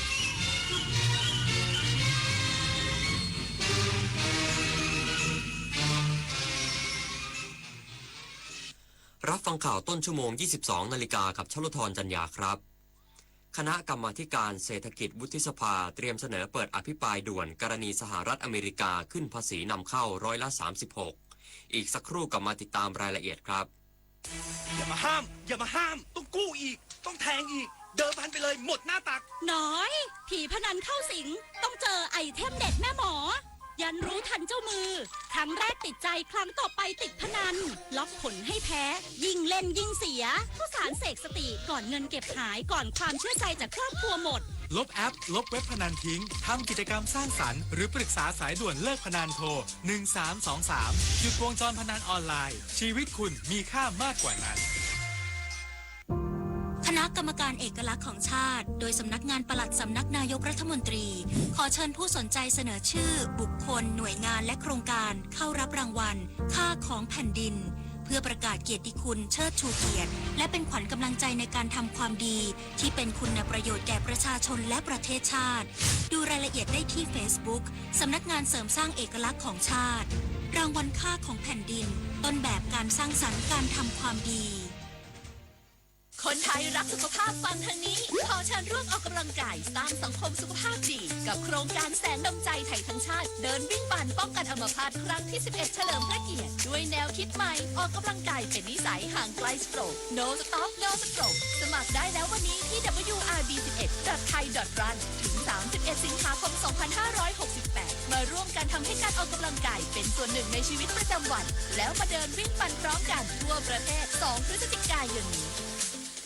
เอาถอยไปหน่อยเห็นไม่ชัดอ่ะเห็นไหมคะถอยนิดนึงเห็นหรือยังคะอีกนิดนึงได้ไหมโหมองการไกลเชียวนะคะอายุที่มากขึ้นมาพร้อมกับปัญหาความเสื่อมของดวงตามายืดเวลาดวงตาสุขภาพดีด้วยการมันสังเกตอาการผิดปกติรับประทานอาหารที่มีประโยชน์สวมแว่นตากันแดดไม่อยู่กลางแจ้งและตรวจสุขภาพดวงตาเป็นประจำทุกปีใส่ใจดูแลรักษาดวงตาเพื่อมองดูโลกอันสดใสไปอีกนานคณะกรรมาธิการการเศรษฐกิจการเงินและการคลังวุฒิสภาเตรียมเสนอเปิดอภิปรายด่วนกรณีสหรัฐอเมริกาขึ้นภาษีนำเข้า36%จะส่งผลกระทบกับคนไทยเป็นวงกว้างพร้อมย้ำรัฐบาลเจรจาต่อรองต้องคำนึงถึงผลประโยชน์สูงสุดของประเทศนายพลวัฒน์ตันสิริโฆษกคณะกรรมาธิการการเศรษฐกิจการเงินและการคลังวุฒิสภากล่าวถึงกรณีที่สหรัฐอเมริกาจะจัดเก็บภาษีนำเข้าสินค้าจากไทยในอัตรา36%ซึ่งจะเริ่มตั้งแต่วันที่1 สิงหาคมนี้ว่า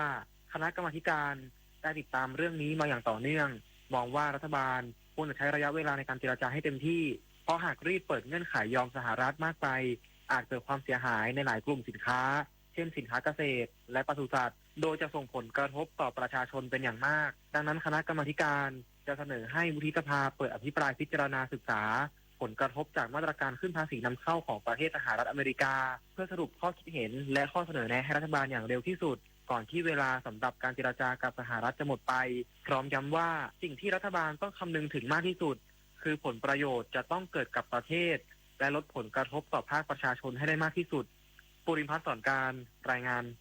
หน่วยเฉพาะกิจราชมนูกองกำลังนเรศวรควบคุมตัวและปลดอาวุธทหารเมียนมาที่หนีข้ามมาฝั่งไทยเกือบ100คน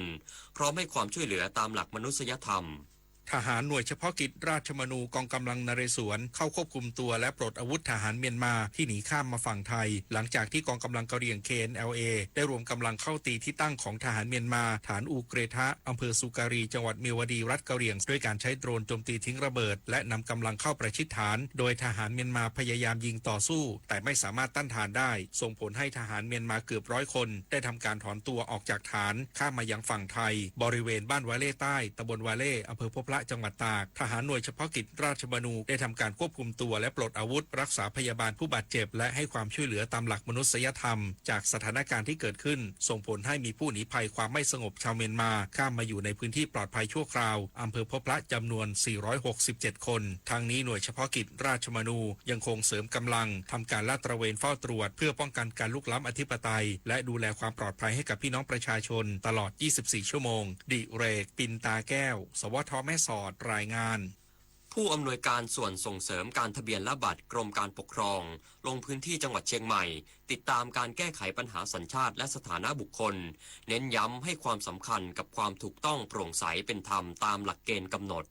นางสาวกัญญพัฒน์กลุ่มงามผู้อำนวยการส่วนส่งเสริมการทะเบียนและบัตรกรมการปกครองลงพื้นที่อำเภอชัยปราการอำเภอฝางและอำเภอแม่อายจังหวัดเชียงใหม่เพื่อติดตามความก้าวหน้าการดำเนินการเปิดรับคำร้องแก้ไขปัญหาสัญชาติและสถานะบุคคลให้แก่บุคคลที่อพยพเข้ามาอยู่ในราชอาณาจักรเป็นเวลานานและกลุ่มบุตรที่เกิดในราชอาณาจักรตามมติคณะรัฐมนตรีเมื่อวันที่ 29 ตุลาคม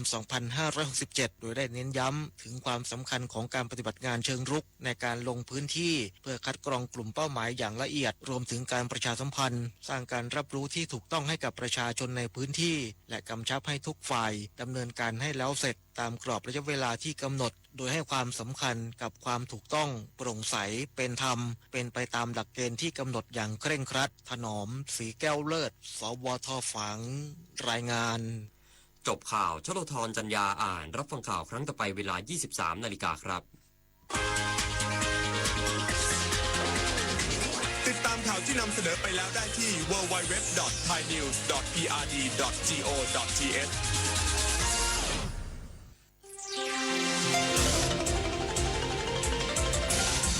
วิทยุแห่งประเทศไทยให้ความรู้คู่ความสุข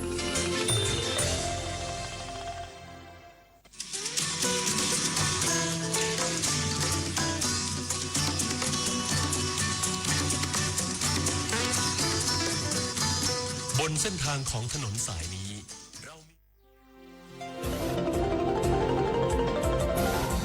วิทยุแห่งประเทศไทย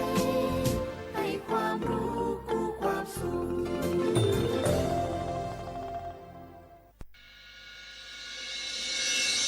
สถานีวิทยุกระจายเสียงแห่งประเทศไทยจังหวัดเชียงใหม่ AM 1476 กิโลเฮิรตซ์สถานีวิทยุภาคภาษาชาติพันธุ์แห่งเดียวในประเทศไทยที่มีความทันสมัยเชื่อถือได้สร้างอัตลักษณ์กลุ่มชาติพันธุ์สู่สากล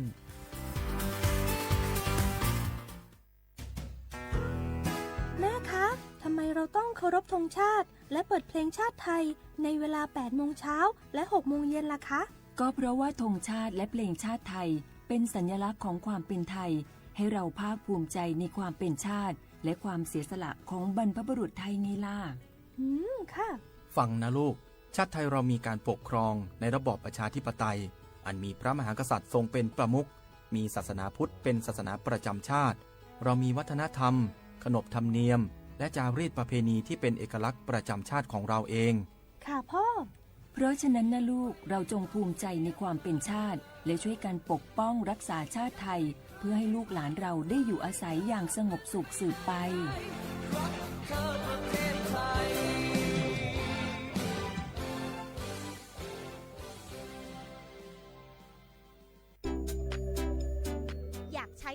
30 บาทรักษาทุกที่ที่คลินิกทันตกรรมเพียงสังเกตโลโก้30 บาทรักษาทุกที่ก็สามารถรับบริการอุดฟันถอนฟันขูดหินปูนเคลือบหลุมร่องฟันเคลือบฟูออไรด์ไม่เสียค่าใช้จ่ายใช้แค่บัตรประชาชนไม่ต้องรอคิวนานสอบถามข้อมูลเพิ่มเติมโทร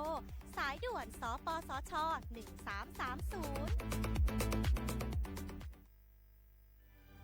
คนไทยทุกคนหากเจ็บป่วยเข้าข่าย6อาการฉุกเฉินวิกฤตถึงแก่ชีวิตใช้สิทธิ์ยูเซฟรักษาโรงพยาบาลที่ใกล้ที่สุดได้ทุกที่ไม่เสียค่าใช้จ่ายเพียงยื่นบัตรประจำตัวประชาชนแจ้งใช้สิทธิ์ได้ทันทีสอบถามเพิ่มเติมโทรสายด่วนสปสช1330ตลอด24ชั่วโมงในยุคที่เทคโนโลยีก้าวกระโดดโจรออนไลน์ก็ก้าวตามมาติดสื่อออนไลน์เปรียบเสมือนแหล่งข้อมูลชั้นดีของโจรออนไลน์เราควรใช้สื่อออนไลน์ด้วยความระมัดระวังและป้องกันตัวเองจากโจรออนไลน์ด้วยคาถา3อย่า 1. อย่าโหลดแอปจากแหล่งอื่นๆที่ไม่ใช่ App Store หรือ Play Store 2. อย่าแอดไลน์คนที่ไม่รู้จักหรืออ้างเป็นเจ้าหน้าที่หรือหน่วยงานต่างๆไม่ว่าจะเป็นจากรัฐหรือเอกชนและ 3. อย่าสแกนใบหน้าหรือให้ข้อมูลส่วนตัวในแอปที่ไม่รู้จักเด็ดขาดที่สำคัญควรท่องให้ขึ้นใจว่าธนาคารจะไม่แนบลิงก์ทุกประเภทผ่าน SMS และอีเมลรวมทั้งไม่ส่งลิงก์ขอข้อมูลสำคัญผ่านช่องทางโซเชียลมีเดียยกเว้นกรณีลูกค้าร้องขอด้วยตัวเองเท่านั้นด้วยความปรารถนาดีจากสำนักงานประชาสัมพันธ์ที่ 3 กรมประชาสัมพันธ์เจ๊ขอนี่เร็วๆทางจังหวัดเป็นมีประกาศเตือนคนเฒ่ากับคนที่มีโรคประจำตัวบ่ให้ออกจากบ้านเพราะฝุ่น PM 2.5 เกินเกณฑ์มาตรฐานเกือบ300เลยนะเจ๊ไหนบ่ล่ะคือสุดๆเลยนี่แดงเถือกเลยถึงว่ากะรู้สึกบ่ดีมาหลายวันอย่าจ้ำกับบ่จ้ำอย่าไอกับบ่ไอโอ้ไผมาจามมาไอ้อย่างนี้นี่แล้วก็นั่นสาวๆยังบ่ใส่หน้ากากนี่ฝุ่นนักเน้อช่วงนี้นะเฮ้ยแก่นควันนะแก้วพอแล้วกันนะฝุ่นควันเต็มบ้านเต็มเมืองนักขนาดช่วงนี้แต่เพิ่นบอกว่าบางเตือกับปัจจัยคนไทยเผานะแต่อาจจะเป็นฝุ่นข้ามแดนควันไฟจากประเทศเพื่อนบ้านเขาบ่ได้มีมาตรการเหมือนบ้านเฮานะแกเอาอีบ่ปากันย้ายแผ่นดินไปไกลๆจากประเทศหมู่นี่เนี่ยได้อย่างอันก็ดีกะแก้วคณะตีรัฐบาลกำลังหามาตรการกับประเทศเพื่อนบ้านหมู่เฮาก็ต้องมีมาตรการในการป้องกันตัวเก่าคือปฏิบัติตามคำแนะนำของแพทย์เปิ้นว่าให้หลีกเลี่ยงการทำกิจกรรมนอกบ้านให้อยู่แต่ในบ้านที่ปิดประตูหน้าต่างให้มิดชิดหรือสวมใส่หน้ากากกันฝุ่นอันอย่างประมาณนี้ก็จะช่วยได้ในระดับหนึ่งนะถ้าจะอันวันนี้เฮาแยกย้ายกันก่อนบ่ไปอู้กันในไลน์เอาอากาศดีๆก็มาเมากันใหม่แต่ไอ้แก้วปิกบ้านไผบ้านมันเตรียมให้พร้อมซ้อมให้ดีรู้วิธีป้องกันภัยปรารถนาดีจากสำนักงานประชาสัมพันธ์ที่ 3 กรมประชาสัมพันธ์ค่ะ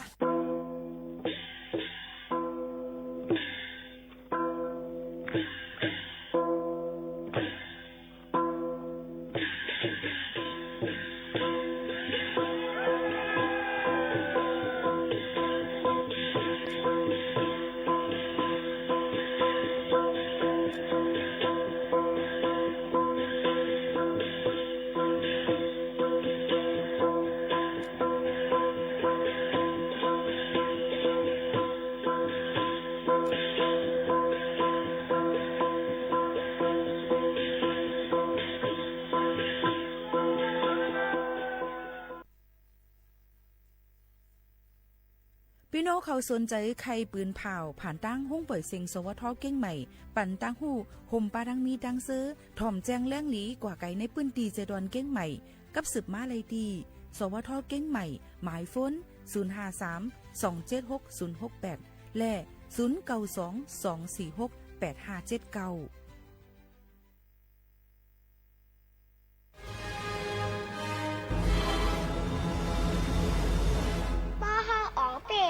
ใจเฮาจึงเหมือนเฮาอ่องเป๋ไหลในโลกะในเยาหายหนึ่งก็เฮาจังว่าป้อเฮาจำใจเฮาจึงเฮาจังผิดตั้งก็เพราะว่าเมียวสายใจมโนซากวนเฮาเขาน่ะไก่มืดมนจับแป้นอารมณ์โคกเบิงเสจังเฮ็ดผิดไรง่ายๆนังคายเอาพอบไหนเฮาโหลคักแดดใจเฮาเฮ็ดสังอย่าเฮ็ดจอมใจเฮ็ดจอมตั้งไข่ใจในข้าวใจไหนเฮาโหลป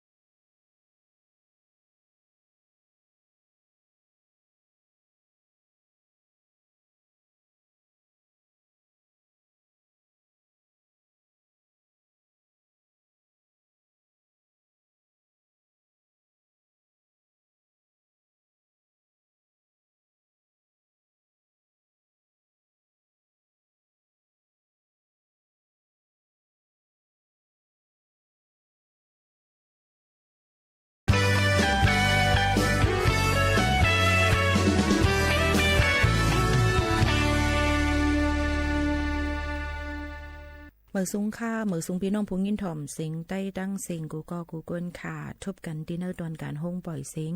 สวทเก้งใหม่ AM 1476 กิโลเฮิรตซ์ค่ะพบทบจอมกันกูวันพอถึงมาข่าวยาม10 โมงถึง 11 โมงกลางเนื้อกลางค่ำอยู่จอมเขาโหมขาวนนค่ะวันเมื่อในถึงมาวันเสาร์ที่12เดือนธันวาคม2เหงปลาย25เป็นเดือน8รอง2ค่ำปีใต้21ปากปลาย19ปีก็จะ1 3ปากปลาย87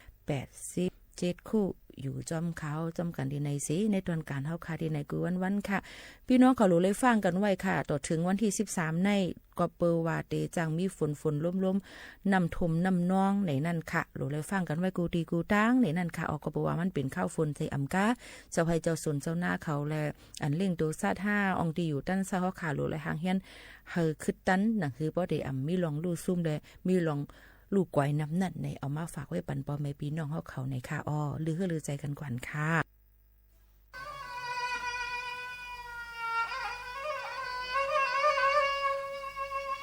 นี่เปิ้นว่านึ่งปันยายันมองหนอลุยิงเปิ้นปริปังสองนอน้องซึ่งตึงมางแพ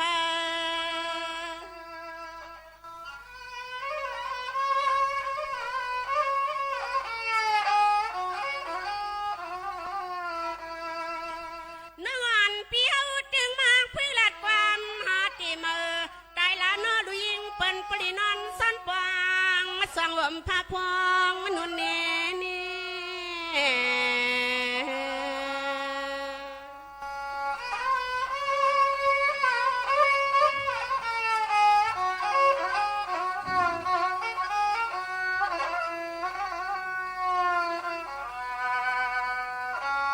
เสียงอ่างน้องยิงเปียวสังเศร้าก็เลยกอดใจน้องยิงหยวนมลอนเติมเปียวว่าสวามมากับคำมาคุณเป็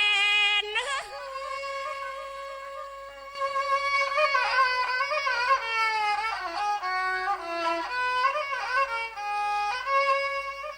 ที่ลูกก็บันปีเศร้านี่สิ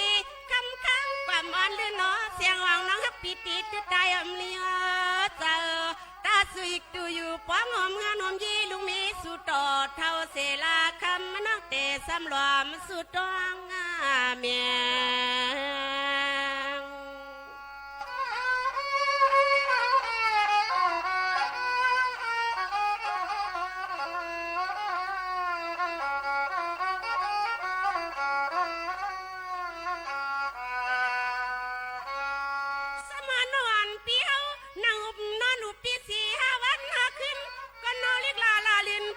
ไปเสียงไปเปียงเอาเสียงรวมมาปะ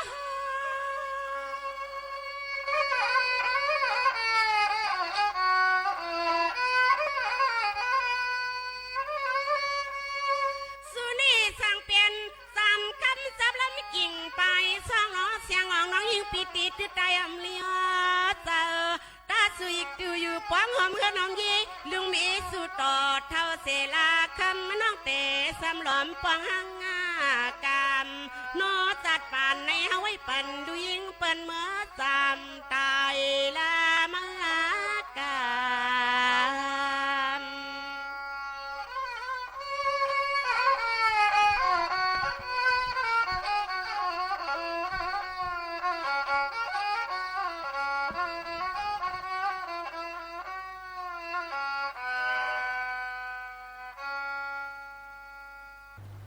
เลยมาอยู่เป็นอ้อยกออ้อยเซกันที่ในเมื่อในก็สำเป็นวันเสาร์เสแลที่หางเฮียนไว้เกี่ยวกับไปลองเพลงความปานเก่ายินเมียงจู้ถึงบ่แม่บีน้องๆเขาให้เลยยินถ่อมจ้อมกันอยู่ที่ในค่ะสังว่ามีลองของคำเจอใครเตรียมพื้นลิกมาส่งมาหาเฮาคาเลยดี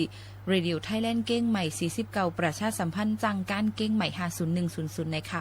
โยก็กับสืบมาเลยดี053819104104ค่ะเฮาคาได้ปืนบ่อยเสียงดังออมลมอ่ำก้าปืนบ่อยเสียงดังเว็บไซต์นะคะที่ region3.prd.go.th/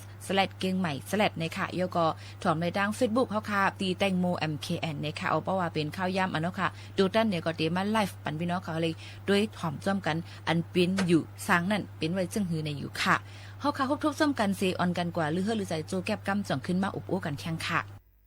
สมาหมวยตรงเปพังเปยพังตะลองมังหวย วยสมาตกสองผากข้างลือก็ลือกันก็กันหนาวสันดางพี่น้องสองผากข้างเปิ้นพวกพวกมือนวลก็มี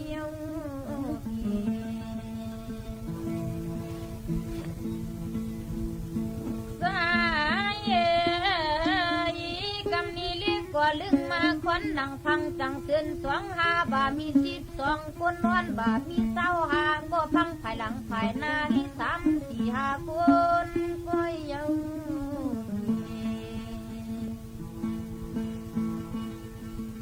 สัมมากรรมนี้เรียกว่าเลี้ยงมาเอพิสัยมาเรื่อยเอาสวงหาก็มาขึ้นเย็นตาเจ้าปวดตาจ้าเกินหาเฮามาค่ะสมาเบื่อกะยำเจ้าพิสัยมาดก็มาจังเลื่อนสาปากว่าเก่าเนลุงเนป่าตาจ้าเก้าก็เงาขึ้นหามาค่ะมานั่งกลางเงินสมาดำเตตาจ้าเพื่อนมีที่ใส่ยืมเจลุงนาเป็นสีคือจะน้องนางอำสีขาสังอำหันมาตึงผูตึงเมนันกาอำหันมาเขา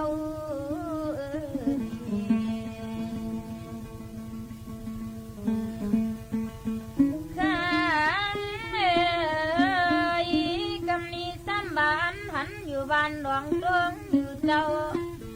สมามีกับไปพี่ใจตัวถึงเจ้านั้นซ้ำไผ่เงาก้อยได้ชมฟังลาสำบากคือเสียงก้อยว่านางอ้ำเลยว่าหามาเจดุนาไปหันตาถึงหน้าน้องกินข้ายังอยู่เมืองไทยคุณ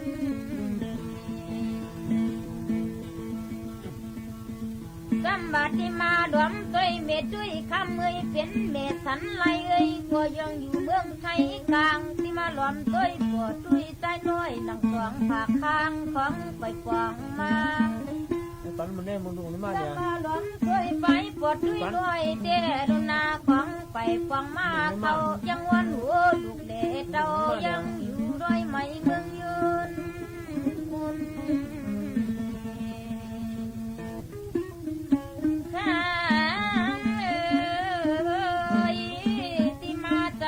กับตังกอดด้วยน้อยเม็ดด้วยนายคำข้าก็ย่ำไปใส่ตั้มเลยหันสองโคผูเมมานัง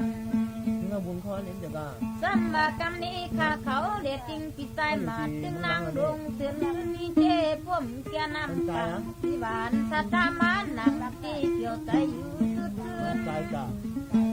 มาเจอสัตตาเอ้ยอันเป็นแจงเปียกสัตว์เด็ดจริงคือสัมมานางอำเลยใจจิตเจ้าลุนาเป็นทางกับพวกเมืองคุณเต้ก็เป็นแกงเป็นกังฟังเบาจนกันย้ายขาอย่างขึ้นมาเชื่อมไปอันจนกันนั่งหูรวดหูกามมาเจ้าดอมเต้บ้านดองตรงนี้เป็นบ้านอยู่ทางเต้ากินเจ้ากามน้องเมยิง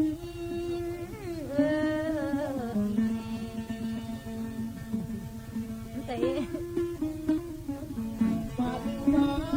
เวลามันประจำบทที่ใดนาฬิกาเปลี่ยนไม่ได้อยู่3 คำกันว่าพี่น้องคนใดนั้นข้าป้องกอดทั้งนั่งทั้งรักทั้งป้องจอยมาเรียกขาข้าดีน้อยดังป้องกอดตาหูนอนจึงมันก็คนนั่งมันมี12 คนนอนมันมีเศร้าห่างคือคนนอนไก่ดังไก่นามีก็พัง3 4 5ก็ตามจางมันนอ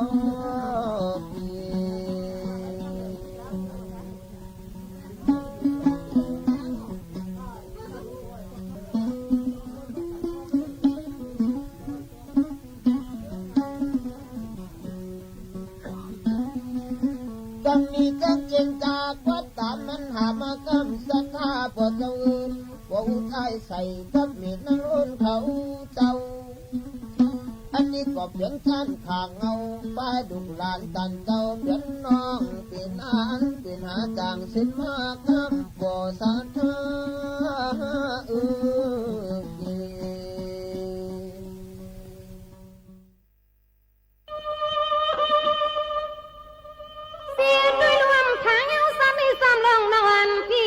กินน้ำกุ้มมะเต้ากินให้เข้ากุ้มหมู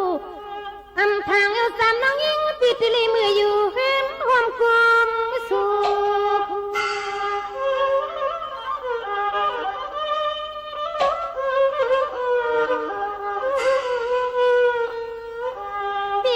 นไงซ้ำปีมันยาถึงดียามขาดตัวแล้วในสายเตรียมหักเอ็ดลูสามน้องยิงเปียวกะตีเงินกังผัดยานเพียงลอยลอย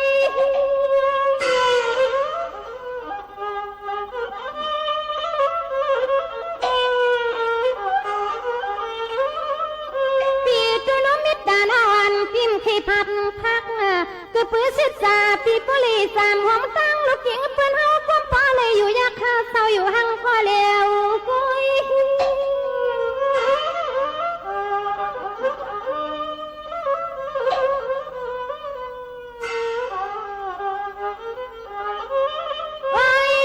คุณหางลีหักงีปีสามน้องอิงปีเปียงหักสู่ไก่กว่าลายก็ใจปีปเลยมีกุดเดิงปังหาสิกว่าห่มจำสู่ยลองไอ้น้อนอ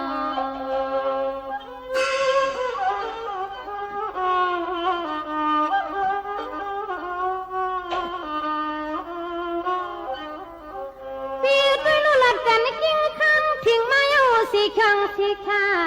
แต่มาวันสายเตรียมคิดยีลู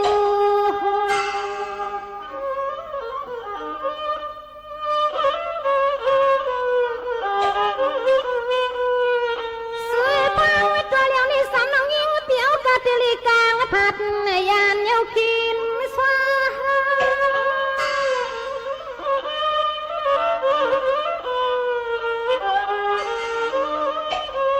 กูปักกูฆ่ากันยาสามดอกนวันพี่เศร้าใส่ผ้า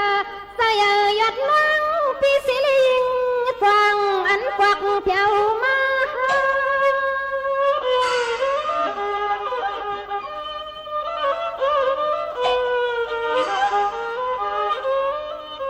ทิ้งที่พังแค่ข้านี่คำพี่เฮ็ดเลยปล่อยแมงปันให้เฮาไม่ซ้ำกันลงไอ้น้อง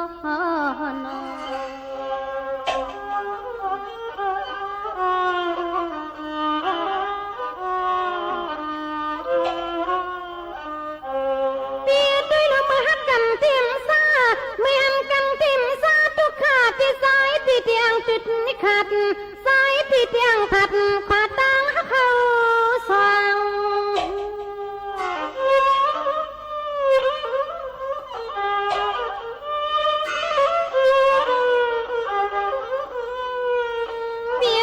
ปูอยู่หยับทำหับลองตักอันไรที่นี่สามวันปีป้องวันอยู่มองที่สังเอ็ดสังเอ็ดนิ่งขึ้นเพียวเหมือนมีวันซึ้ง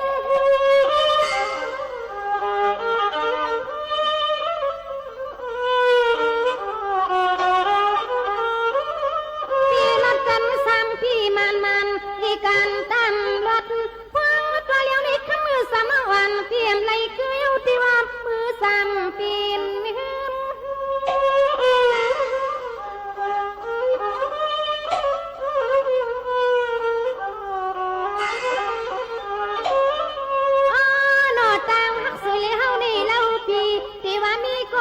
ผ้าเลี้ยวผ้าตุงเลเต็บ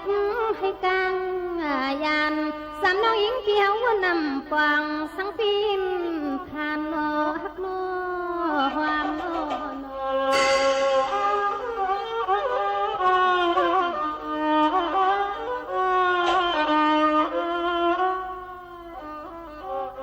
สวัสดีลูกพี่คุณปักมีสิสึกอันฟังคิวเลี้ยวยันสู้นั่งสุยันสู้กูคิงขาพองตัวเลี้ยวในสายปีสิงสังเตียบยัน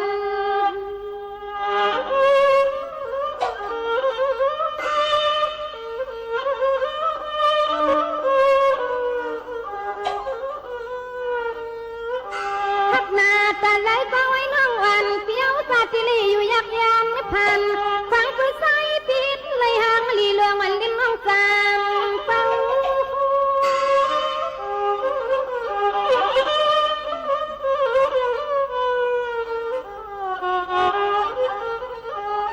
พี่สามเหลืองน้อยเตรียมทาง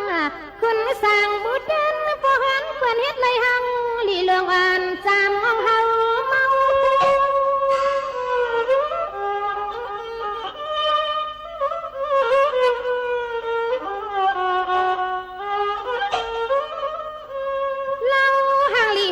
ปีสามนังเฮากันวางไปเล่นไปวันให้สายปีตันหดสู่ปางฟังมือกิ้งอาคารวันสุริเฮาลัดสู่กันมาฮักมา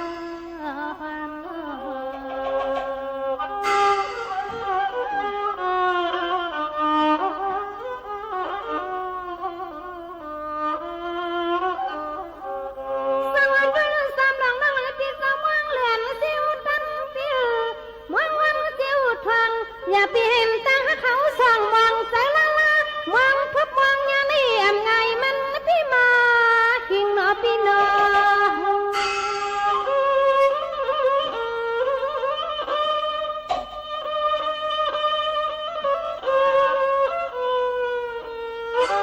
มังพ่อสามหลังรางวัลพี่เศร้าสู้แดงเปลี่ยนสวรรค์สาวเมืองสาวสุดนองฟังสันให้จิ๋วหัดจิ๋วชิงควางตัวเลี้ยวนี่ทวบไม่เล่าเขียนหมอเก่าเนาะฮักเกิดพี่หมอเก่า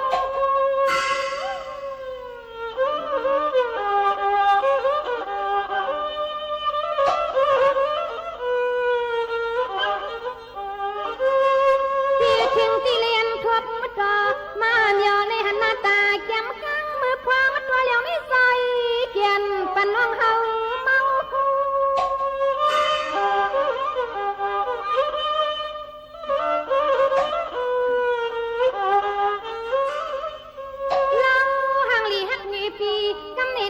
เปลี่ยนลองต่างสุกนุ่งไม่อยู่หยับทำหับเอาลองอูปัดเลยยาน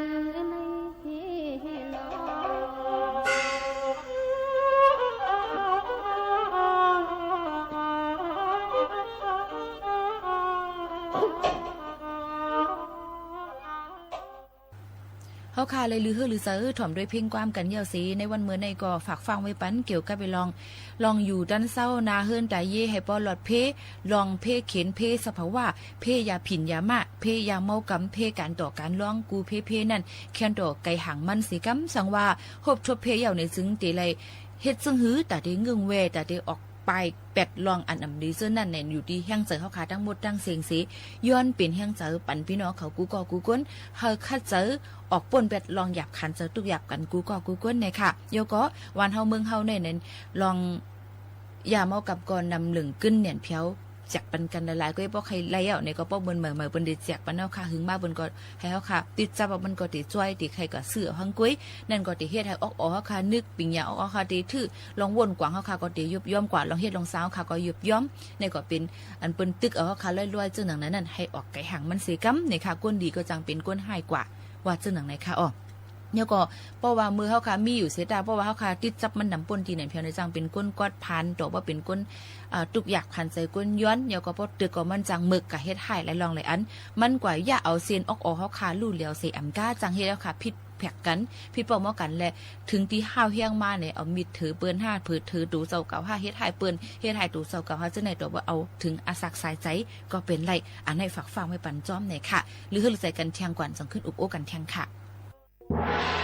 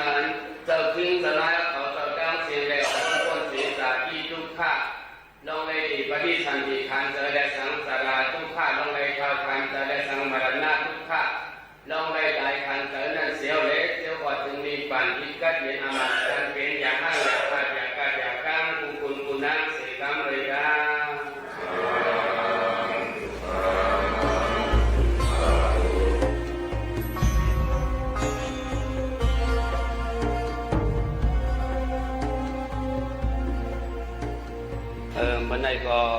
ถึงมาปีศาสนาพระเป็นเจ้าเมื่อสิ้นขึ้นได้มาเย้า2 เหง5 ปัก50 ใบ4 วะปีโกษะเหง3 ปัก70 ใบ2 นี้อีไต2 เหงปักไป5 นี้เนฮอดีวันเดือน5เมื่อสิ้นคืนไรที่มือก่อจันที่วันก่อไหลวันเมื่อได้ในจำนังผมเบียวตะกาวเขาอันเป็นผู้สอนมอนเดียสาอ่อนโหน้ำนาโสซนเดียวเฮาผมเบียวตะกายิงใจที่นาวเขาเจ้าก็ได้เป็นปังตราผมป้ามีข่าวเฮาอ่อนโหน้ำนาเสียวตีปึดปังตราวิปัสสนา3 วันเข้ายามสร้างจาน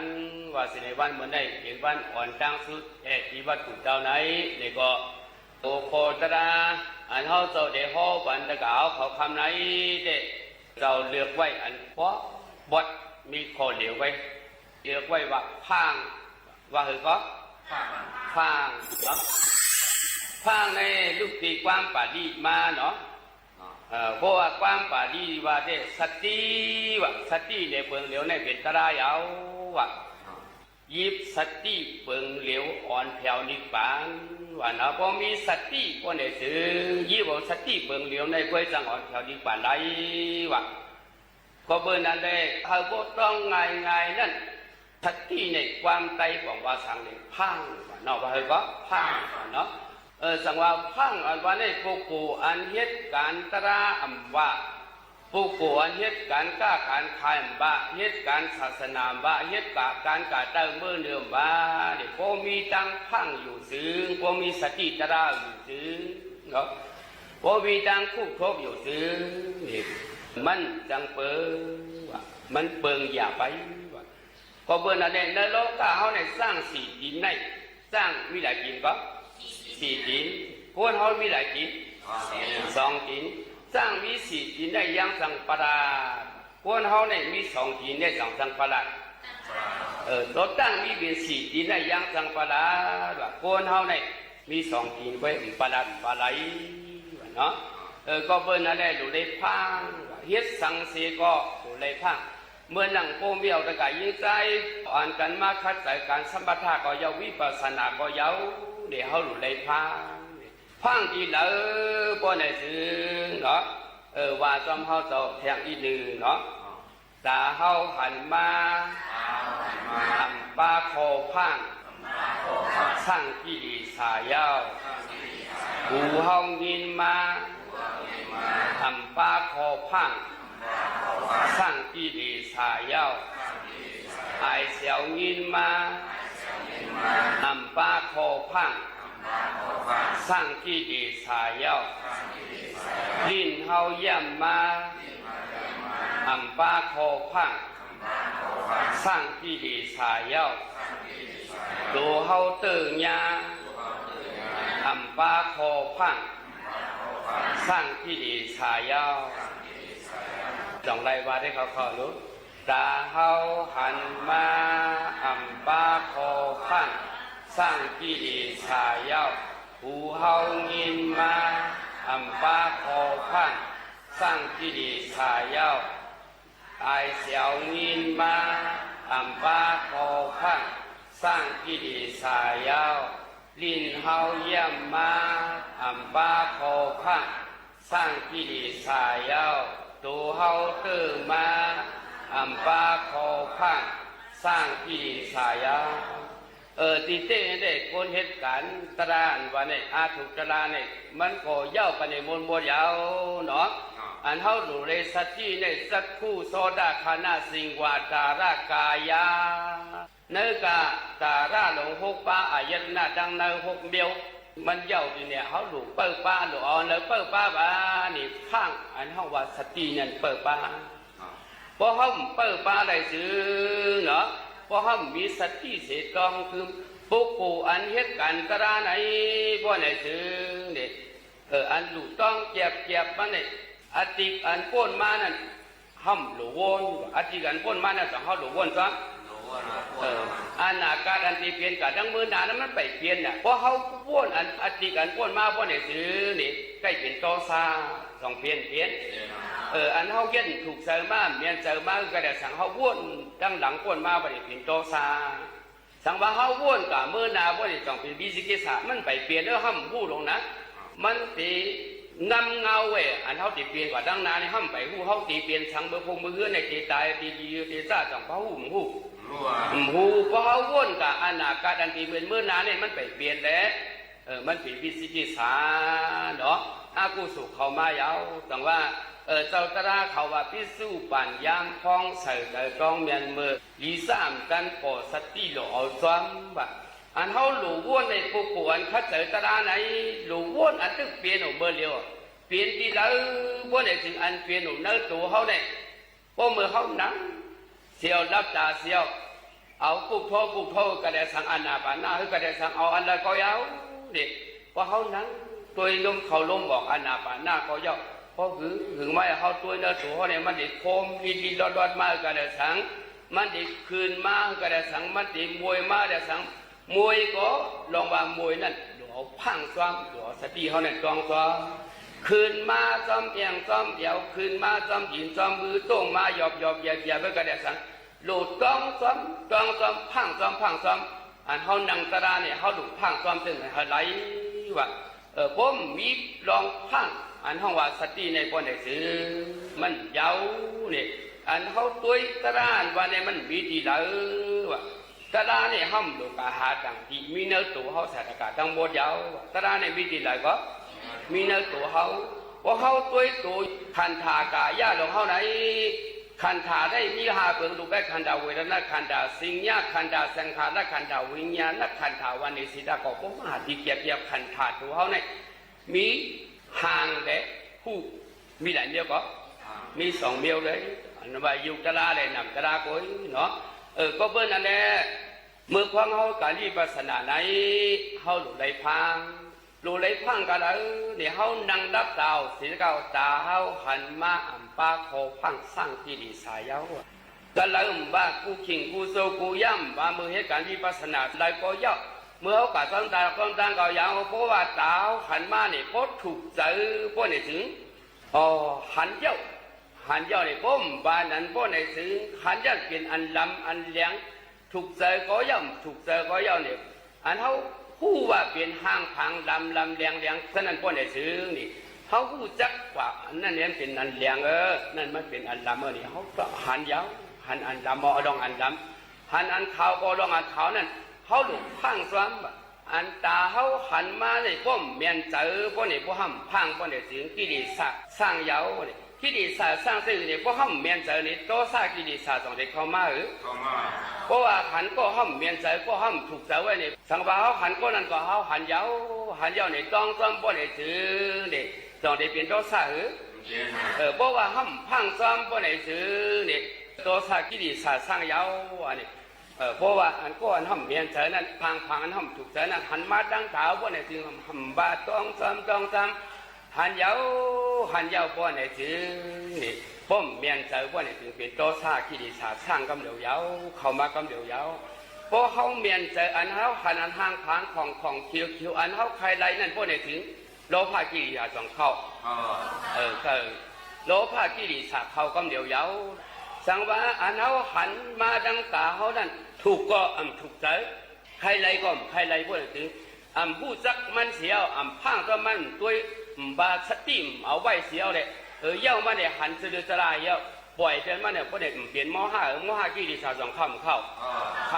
สังว่าหันมาตั้งตาก็เย้าสักขายตนะนั้นก็สักคู่บาสาตะสาเสดงเขาไหนเพราะว่าหันสีเบี้ยวเบี้ยวว่าไหนซื้อยุงอารามนานมาดังดอกนั้นเขาหลวงหังต้องซ้อมก็เขาหลวงวิพังอันห้องว่าสตินั่นต้องซ้อมหันเย้าเนี่ยหังก็เย้ามันอยากเห็นกิเลสนั่นพวกไหนซื้อเขาตัวไรเอาสังไว้ดังนาเขาเอาสติตระอันห้องว่าพังนั่นไว้ดังนาเขาเนาะ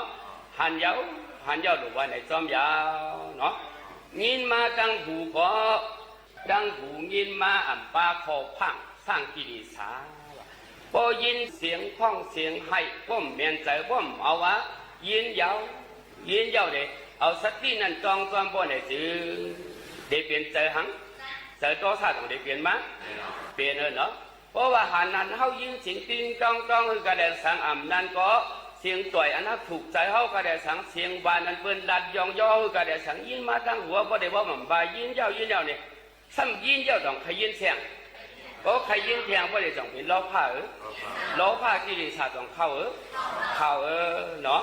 จังว่าเมื่อเอาเหตุการณ์ตะดามบาเมื่อเฮากะเริ่มบาลองฟังเฮาอันว่าสตินั้นเฮาหลุวิดาเสหลงพังได้ยินมาหันมาตั้งตาก็ย่อมาตั้งหูก็ย่อถูกใจก็ย่ำถูกใจก็ย่อก็หันมาตั้งตาก็หันยาวหันตองตอมยินมาตั้งหูก็ถูกใจก็ย่อถูกใจก็ย่อเปิดป้องเปิดข้างก็ย่อยินยาวหรือว่าไหนก็ยาวเนาะที่ได้สาเดียมเขาก็ไม่ขาหน้าตาลากคูหลังเขาเนี่ยนะคำบังว่าคูหลังเนี่ยเจ้าแสงยันหน้าสัมภาระเจ้าเงาเงินโมทุ่งหลงสังกาซึ่งได้ฟังลงว่าได้ว่าพออุดปิกคูหลังเขาไอ้ห้องมันหลังแบบจังว่าเจ้าแสงยันหน้าเขาเนี่ยว่าเป็นคูหลังมันจะคูหนังยินมาตั้งคูหลังเขาเนี่ยเพราะว่าไอเบียนตู่เบียนเน่าทำถูกใจมากเพราะเนี่ยพวกเขาว่ายินยำนั่นก็โน้มเย้าเนี่ยต้องจำพวกนี้มีคอพังพวกนี้จึงเขาต้องได้เป็นกิเลสหังต่อซากิเลสเพราะว่าไอหอมไอโวยถูกหูเมียนเจอพวกนี้จึงสัมมาเมียนเจอพวกนี้จึงต้องได้เป็นกิเลสเปลี่ยนโลภะกิเลสเขาเมียวอันไอความไอคือนั่นถูกใจครึ่งหนึ่งถูกใจครึ่งหนึ่งเมียนใจครึ่งหนึ่งเมียนใจครึ่งหนึ่งเข้าคู่หลังมาพวกนี้จึงติดใจจังใจว่าเนี่ยสิโมหะกิเลสก็เข้ามายาวจังว่าไอสังเข้ามาจังคู่แล้วไอเสียวงินมาป้าขอพังสร้างกิเลสเมื่อไอเสียวงินเข้ามานั่นเสียวเมียนก็อยากเสียวหอมก็อยากเขาสุดเข้ามาในกุ้งคู่หลังเอาคาหน้าตาระคู่หลังเขาได้เนี่ยเขาหลวสังต้องต้อมก็เขาหลวมีขอฟังสติตราว่าเนาะเขาหลวว่าโน้มยินยาวยินอายาวนี่ก็ได้ไอเสียวนั่นนะสาธุ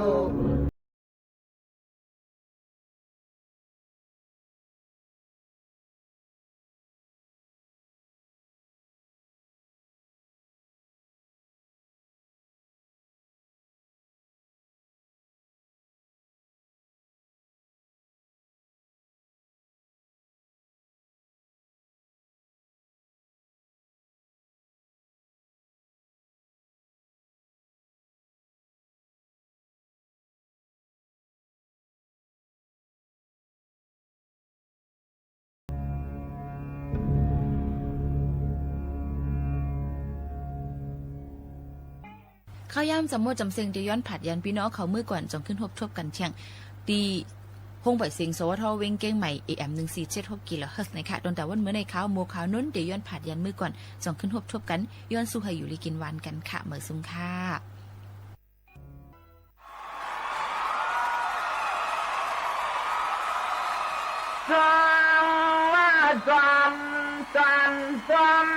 สมโยชลมตามาติกากุตยทวงปนาวสว่าน้องพี่ยองเตรียมฐานะฐานโอที่อยู่ตรงได้ที่เศร้าแล้วก็ปล่อยเลี้ยง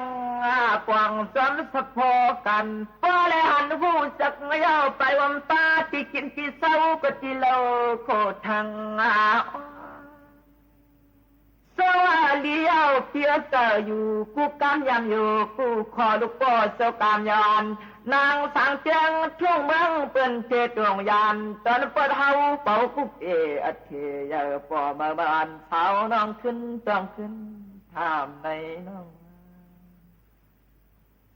เจ้ายามจอดเดียวในนวันที่ต่างก็ร้องลันจันหมอกเอาอกจ้าต่างใครแลกไหลที่ในนางน้องขึ้นกินทำที่ใจทางปัดช่วงที่กิเตือนช่วงเมืองน้ำคำเนื้อเอิงเจ้าลิ้นจนปัดยานเนื้อในสองอันตะเลที่รถกลางหอยยัดยางทางที่ปันสามในยามจอดเดียวในปอครึ่งพี่อลีที่ยังสั่งฟัง สวาเสียมันอันตะเรียมได้มาที่กินคว้างว่ากูลองสิ่งว่ายังเลยจริงขวายันเปิงเลยกาพาคุกเกอเทียปอมาบานพี่โปเลยยันเทียนอนสวัสดีรู้ได้ลืมลิ้นที่เจิงเมื่อน้อเศร้าเลยคำน้อจออ่ำที่มีเครื่องเพอันตะเรเปลืองละลายสั่งมาบริการแนวที่ในก็ปรกัดที่นี่ลองพิมพ์สั่งงานน้องน่ะซ้ำเปียจอน้องส่องแลนอยู่เปียกินสาอนากันกลางที่นังว่าคือลาเนเสกากันยานลิ้นความสูงเจรนังเอปีส่องเลยอยู่เปียกันสิ้นตั้งเนตุ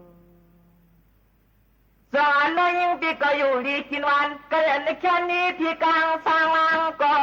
กัดกลางขวาปีขันไหนคือเทียมอยู่หนึ่งแล้วนั่งยิงว่าไปปองหันเสียงไม่ใส่วันไหนเสียมันนามาจำเจนาเมตามจังปอดสิกยิกจืดช่วยสว่างสูเมื่อยามในล้อนั่งเรือปีเขียนจะมีอยู่สิกยังพระเสียงทำเสียตัวสว่างเอาดีก็เปิดเขาเปลี่ยนลูกเมก็กำย่อลูกโปก็กำเจว่ากำเสด็จตรงประตังข้างอยู่สร้างเมืองน้ำคำในที่ไปขึ้นยานดีตอนตั้งเราจำเปิดตังมาขอลองพี่มันขึ้นยานนี้มีเมืองไก่ดูน้องสว่าเหมือนพี่เจ้าเล็กๆที่เราเรียกคนนี่ก็เท่าหน้าพระกานามีต่างปันสิสายเลี้ยงเงินนาถึงที่มุ่งใหญ่ใหญ่สูงขึ้นมาเทียนหนึ่งมาปนเอาเขียงคนนี่ก็เท่าต่างปันสิสายถึงที่ที่จะมุ่งใหญ่สูงขึ้นมาเทียนหนึ่งจกครึ่งกลางก้นมาตาดอสองพอแล้วเลยคนเท่ามาเขียนกวยเลื่อนเอาก็นอทางสายที่เมื่อเขาทำศาสนากลางวางช่วงสูงจะนอนถึงที่ที่จะมุ่งใหม่ใหญ่มาใจตอนอดหนึ่งสองปอนที่กำนั้นพระกาเสียจนจะมีมุนขึ้นเลยเมนาเมต่างปันทางโซก็พี่จอจอลอยสายามาจอดตัวเดียวในที่ก็ละลานจันยังเรียงดันตามียปุ่นพันจันสุยานอสองปอนล้างผางใส่ซ้ำจันเที่ยวเราหนึ่งนอนวันที่ทำอนสองอันผางใส่เที่ยวปามีก็แคบไข่ใส่นอยุ่มลอยวันผางจอพี่ต้องขอร้องกันน้องนั้นก็น่าติดใจเลยเขาเป็นห้างตาช่างเลยเปียห้างหลันลุดมองกองเปียวเร็วไปต่างนี่อำนั้นห้างอยู่วิยกอย่างไว้ลูกหญิงก็เป็นลายยานนี่ในน้องปออันจะน้อยที่ตวงว่าใส่ปิติลัดดองยานปันพิธีรัตยังเสียงยาดาวันปุ่นพันจันสุนนุมันตักมาป้าดินปางเสียงน้องทำตีกวนเราเป่าคุกเกะเทียปอมาบานสาวน้องต้องขอความกันน้องสายามาจอดได้อนนี่บ่เปลี่ยนตั้งที่เขาเปลี่ยนไม่ก็เปลี่ยนไปเลยตักนายทักเปลี่ยนไปเลยเจ็บไม่เกียงนะ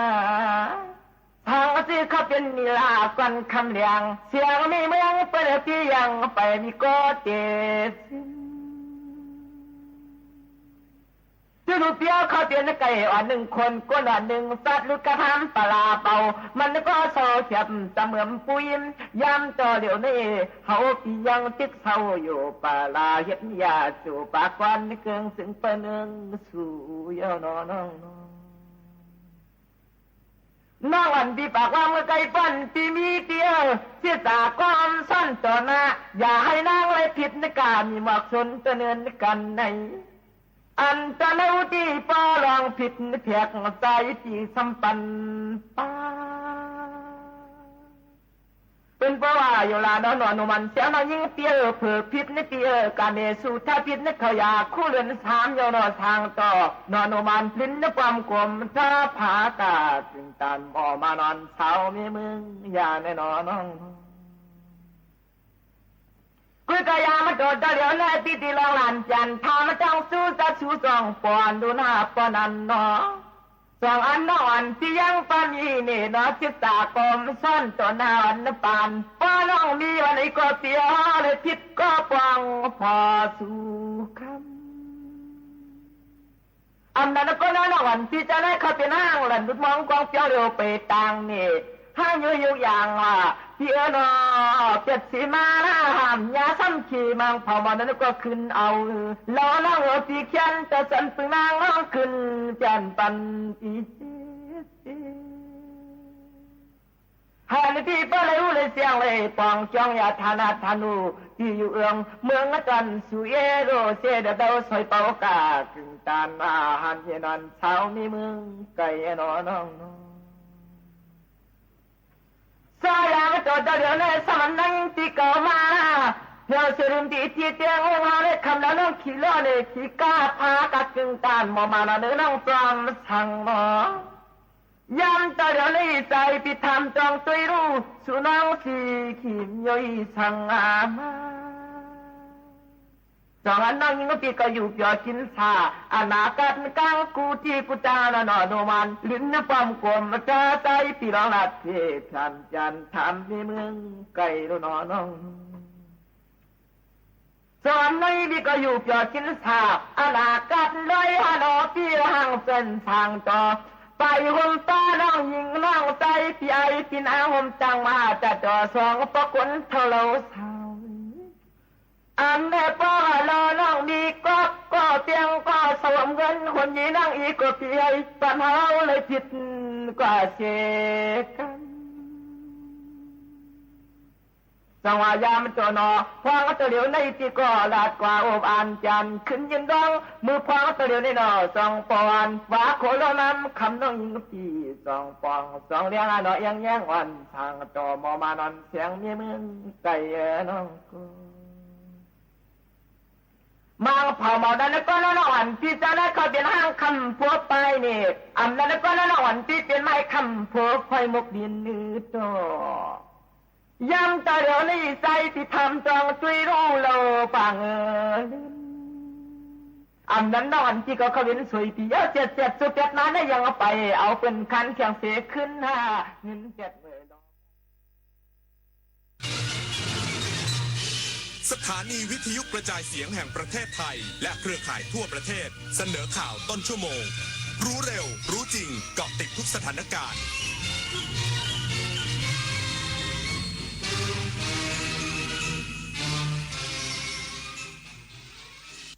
รับฟังข่าวต้นชั่วโมง 23 นาฬิกากับชลธรจันยาครับตำรวจสอบสวนกลางเข้าพบสมเด็จพระพุทธาจารย์หารือแนวทางดำเนินการกับพระที่มีสัมพันธ์กับศรีกากอฟอีกสักครู่กลับมาติดตามรายละเอียดครับ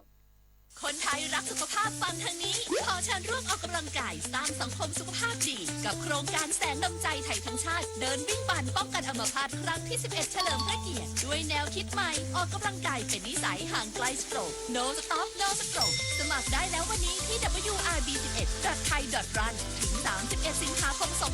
2568 มาร่วมกันทำให้การออกกำลังกายเป็นส่วนหนึ่งในชีวิตประจำวันแล้วมาเดินวิ่งปั่นพร้อมกันทั่วประเทศ 2 พฤศจิกายนนี้อาชญากรรมออนไลน์ความท้าทายและโจทย์ใหญ่ของประชาคมอาเซียนที่ต้องผนึกกำลังกันรับมือภัยไซเบอร์ในภูมิภาคผ่านกรอบความร่วมมือสู่โรดแมพ 4P Preventing ป้องกันการแทรกซึมขององค์กรอาชญากรรม Pursuing นำคนผิดเข้าสู่กระบวนการยุติธรรม Protecting ปกป้องเหยื่อและกลุ่มเปราะบาง Promoting เสริมพลังความร่วมมือทุกระดับร่วมสร้างภูมิภาคที่ปลอดภัยไร้พรมแดนและเข้มแข็งไปด้วยกัน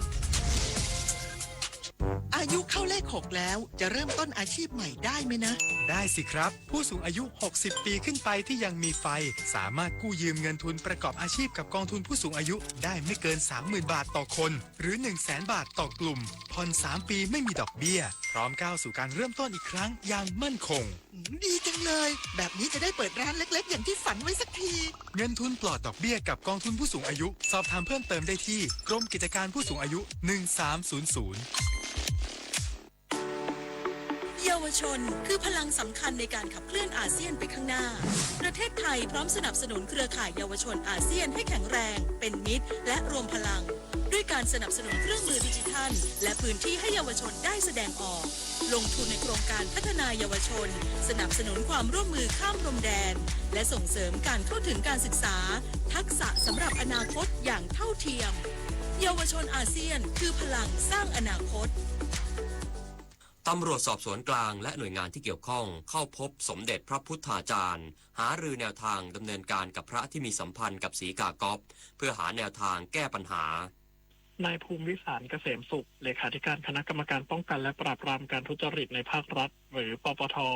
พร้อมด้วยพลตำรวจตรีจรูญเกียรติปานแก้วรองผู้บัญชาการตำรวจสอบสวนกลางและพลตำรวจตรีประสงค์เฉลิมพันธ์ผู้บังคับการป้องกันปราบปรามการทุจริตและประพฤติมิชอบหรือปปป.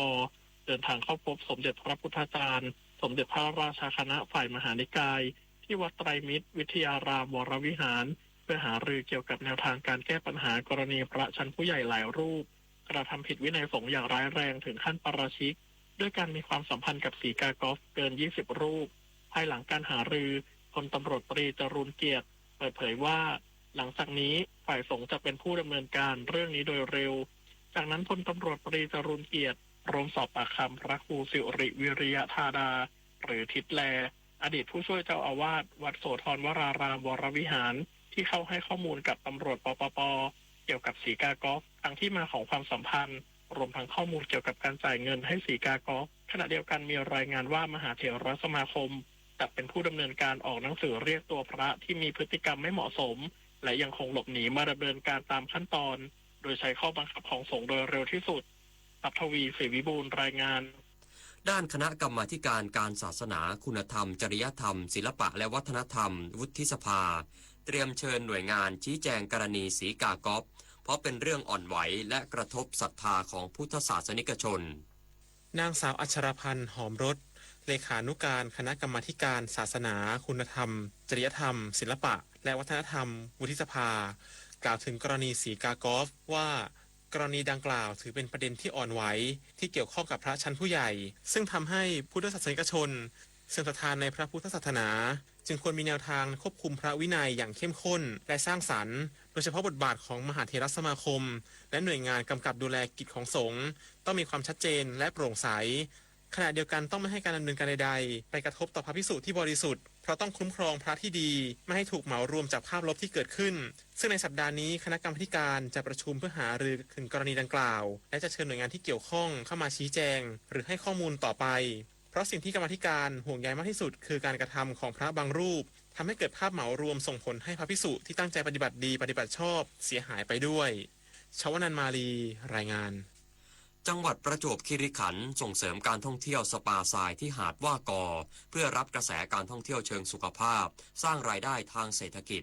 นายวราวุฒิพยัคฆพงศ์ผู้อำนวยการอุทยานวิทยาศาสตร์พระจอมเกล้านว่ากอจังหวัดประจวบคีรีขันธ์เปิดเผยว่าจากการที่จังหวัดประจวบคีรีขันธ์มีแนวทางส่งเสริมการท่องเที่ยวเชิงสุขภาพตามนโยบาย Next Move ประจวบต้องไปต่ออุทยานวิทยาศาสตร์พระจอมเกล้านว่ากอจึงได้ร่วมกับมหาวิทยาลัยสวนดุสิตจัดกิจกรรมอบรมให้ความรู้เรื่องสปาทรายเพื่อเปิดพื้นที่บริเวณชายหาดว่ากอให้บริการสปาทรายแก่นักท่องเที่ยวหลังมีการศึกษาวิจัยทางวิทยาศาสตร์พบว่าทรายที่ชายหาดว่ากอมีคุณสมบัติพิเศษมีแร่ธาตุต่างๆที่เป็นประโยชน์คือแร่ควอตซ์และแร่ฟันม้าสามารถต่อยอดส่งเสริมการท่องเที่ยวสร้างอาชีพให้กับประชาชนในพื้นที่ได้โดยได้มีการจัดอบรมเพื่อยกระดับมาตรฐานการให้บริการด้านอาชีพสปาแก่ผู้สนใจรองรับนักท่องเที่ยวที่เดินทางมาใช้บริการโดยจะมีการเชื่อมโยงกับผู้ประกอบการโรงแรมที่พักและรีสอร์ทต่างๆเพื่อจัดทำเป็นโปรแกรมการท่องเที่ยวทั้งนี้แร่ควอตซ์และแร่ฟันม้าที่อยู่ในทรายมีประโยชน์ในด้านของการปรับพลังงานในร่างกายช่วยให้ผ่อนคลายปรับสมดุลของระบบประสาทซึ่งการหมกทรายในแต่ละครั้งจะใช้เวลาประมาณ20นาทีธนวัฒน์ วงศ์วิริยะวณิชสวท.ประจวบคีรีขันธ์รายงานจบข่าวชลธรจัญญาอ่านรับฟังข่าวครั้งต่อไปเวลา 6 นาฬิกาครับติดตามข่าวที่นำเสนอไปแล้วได้ที่ www.thainews.prd.go.th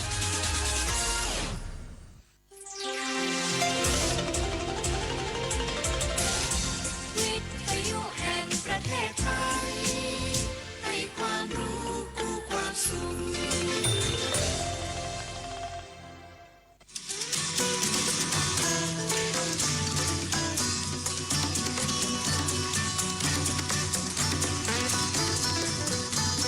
นเส้นทางของถนนสายนี้เรามีบทเพลงเพื่อชีวิตดนตรีกวีศิลปะวัฒนธรรมวรรณกรรมมาฝากคุณทุกวันเสาร์และอาทิตย์กับเราที่นี่ถนนดนตรี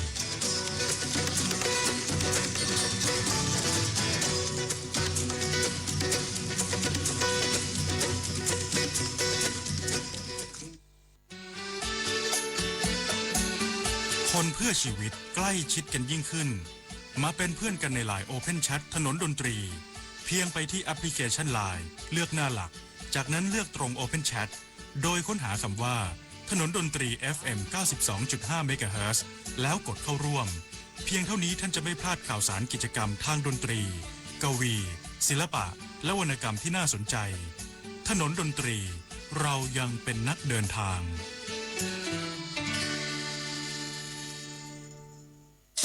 ถนนดนตรีไลฟ์เดือนกรกฎาคมพบกับศิลปินนอนเปลผู้เฮกล่อมความฝันด้วยบทเพลงปลูกใจจุ้ยสุบุญเลี้ยงพร้อมวงทมนเด็กๆจากโรงเรียนเล็กในทุ่งกว้างบุรีรัมย์วันพุธที่ 30 กรกฎาคม 2568 เวลา 18 นาฬิกาณห้องออดิทอเรียมอาคารศูนย์ปฏิบัติการถนนวิภาวดีรังสิตกรุงเทพมหานครติดต่อเข้าชมฟรีได้ที่ Facebook ถนนดนตรี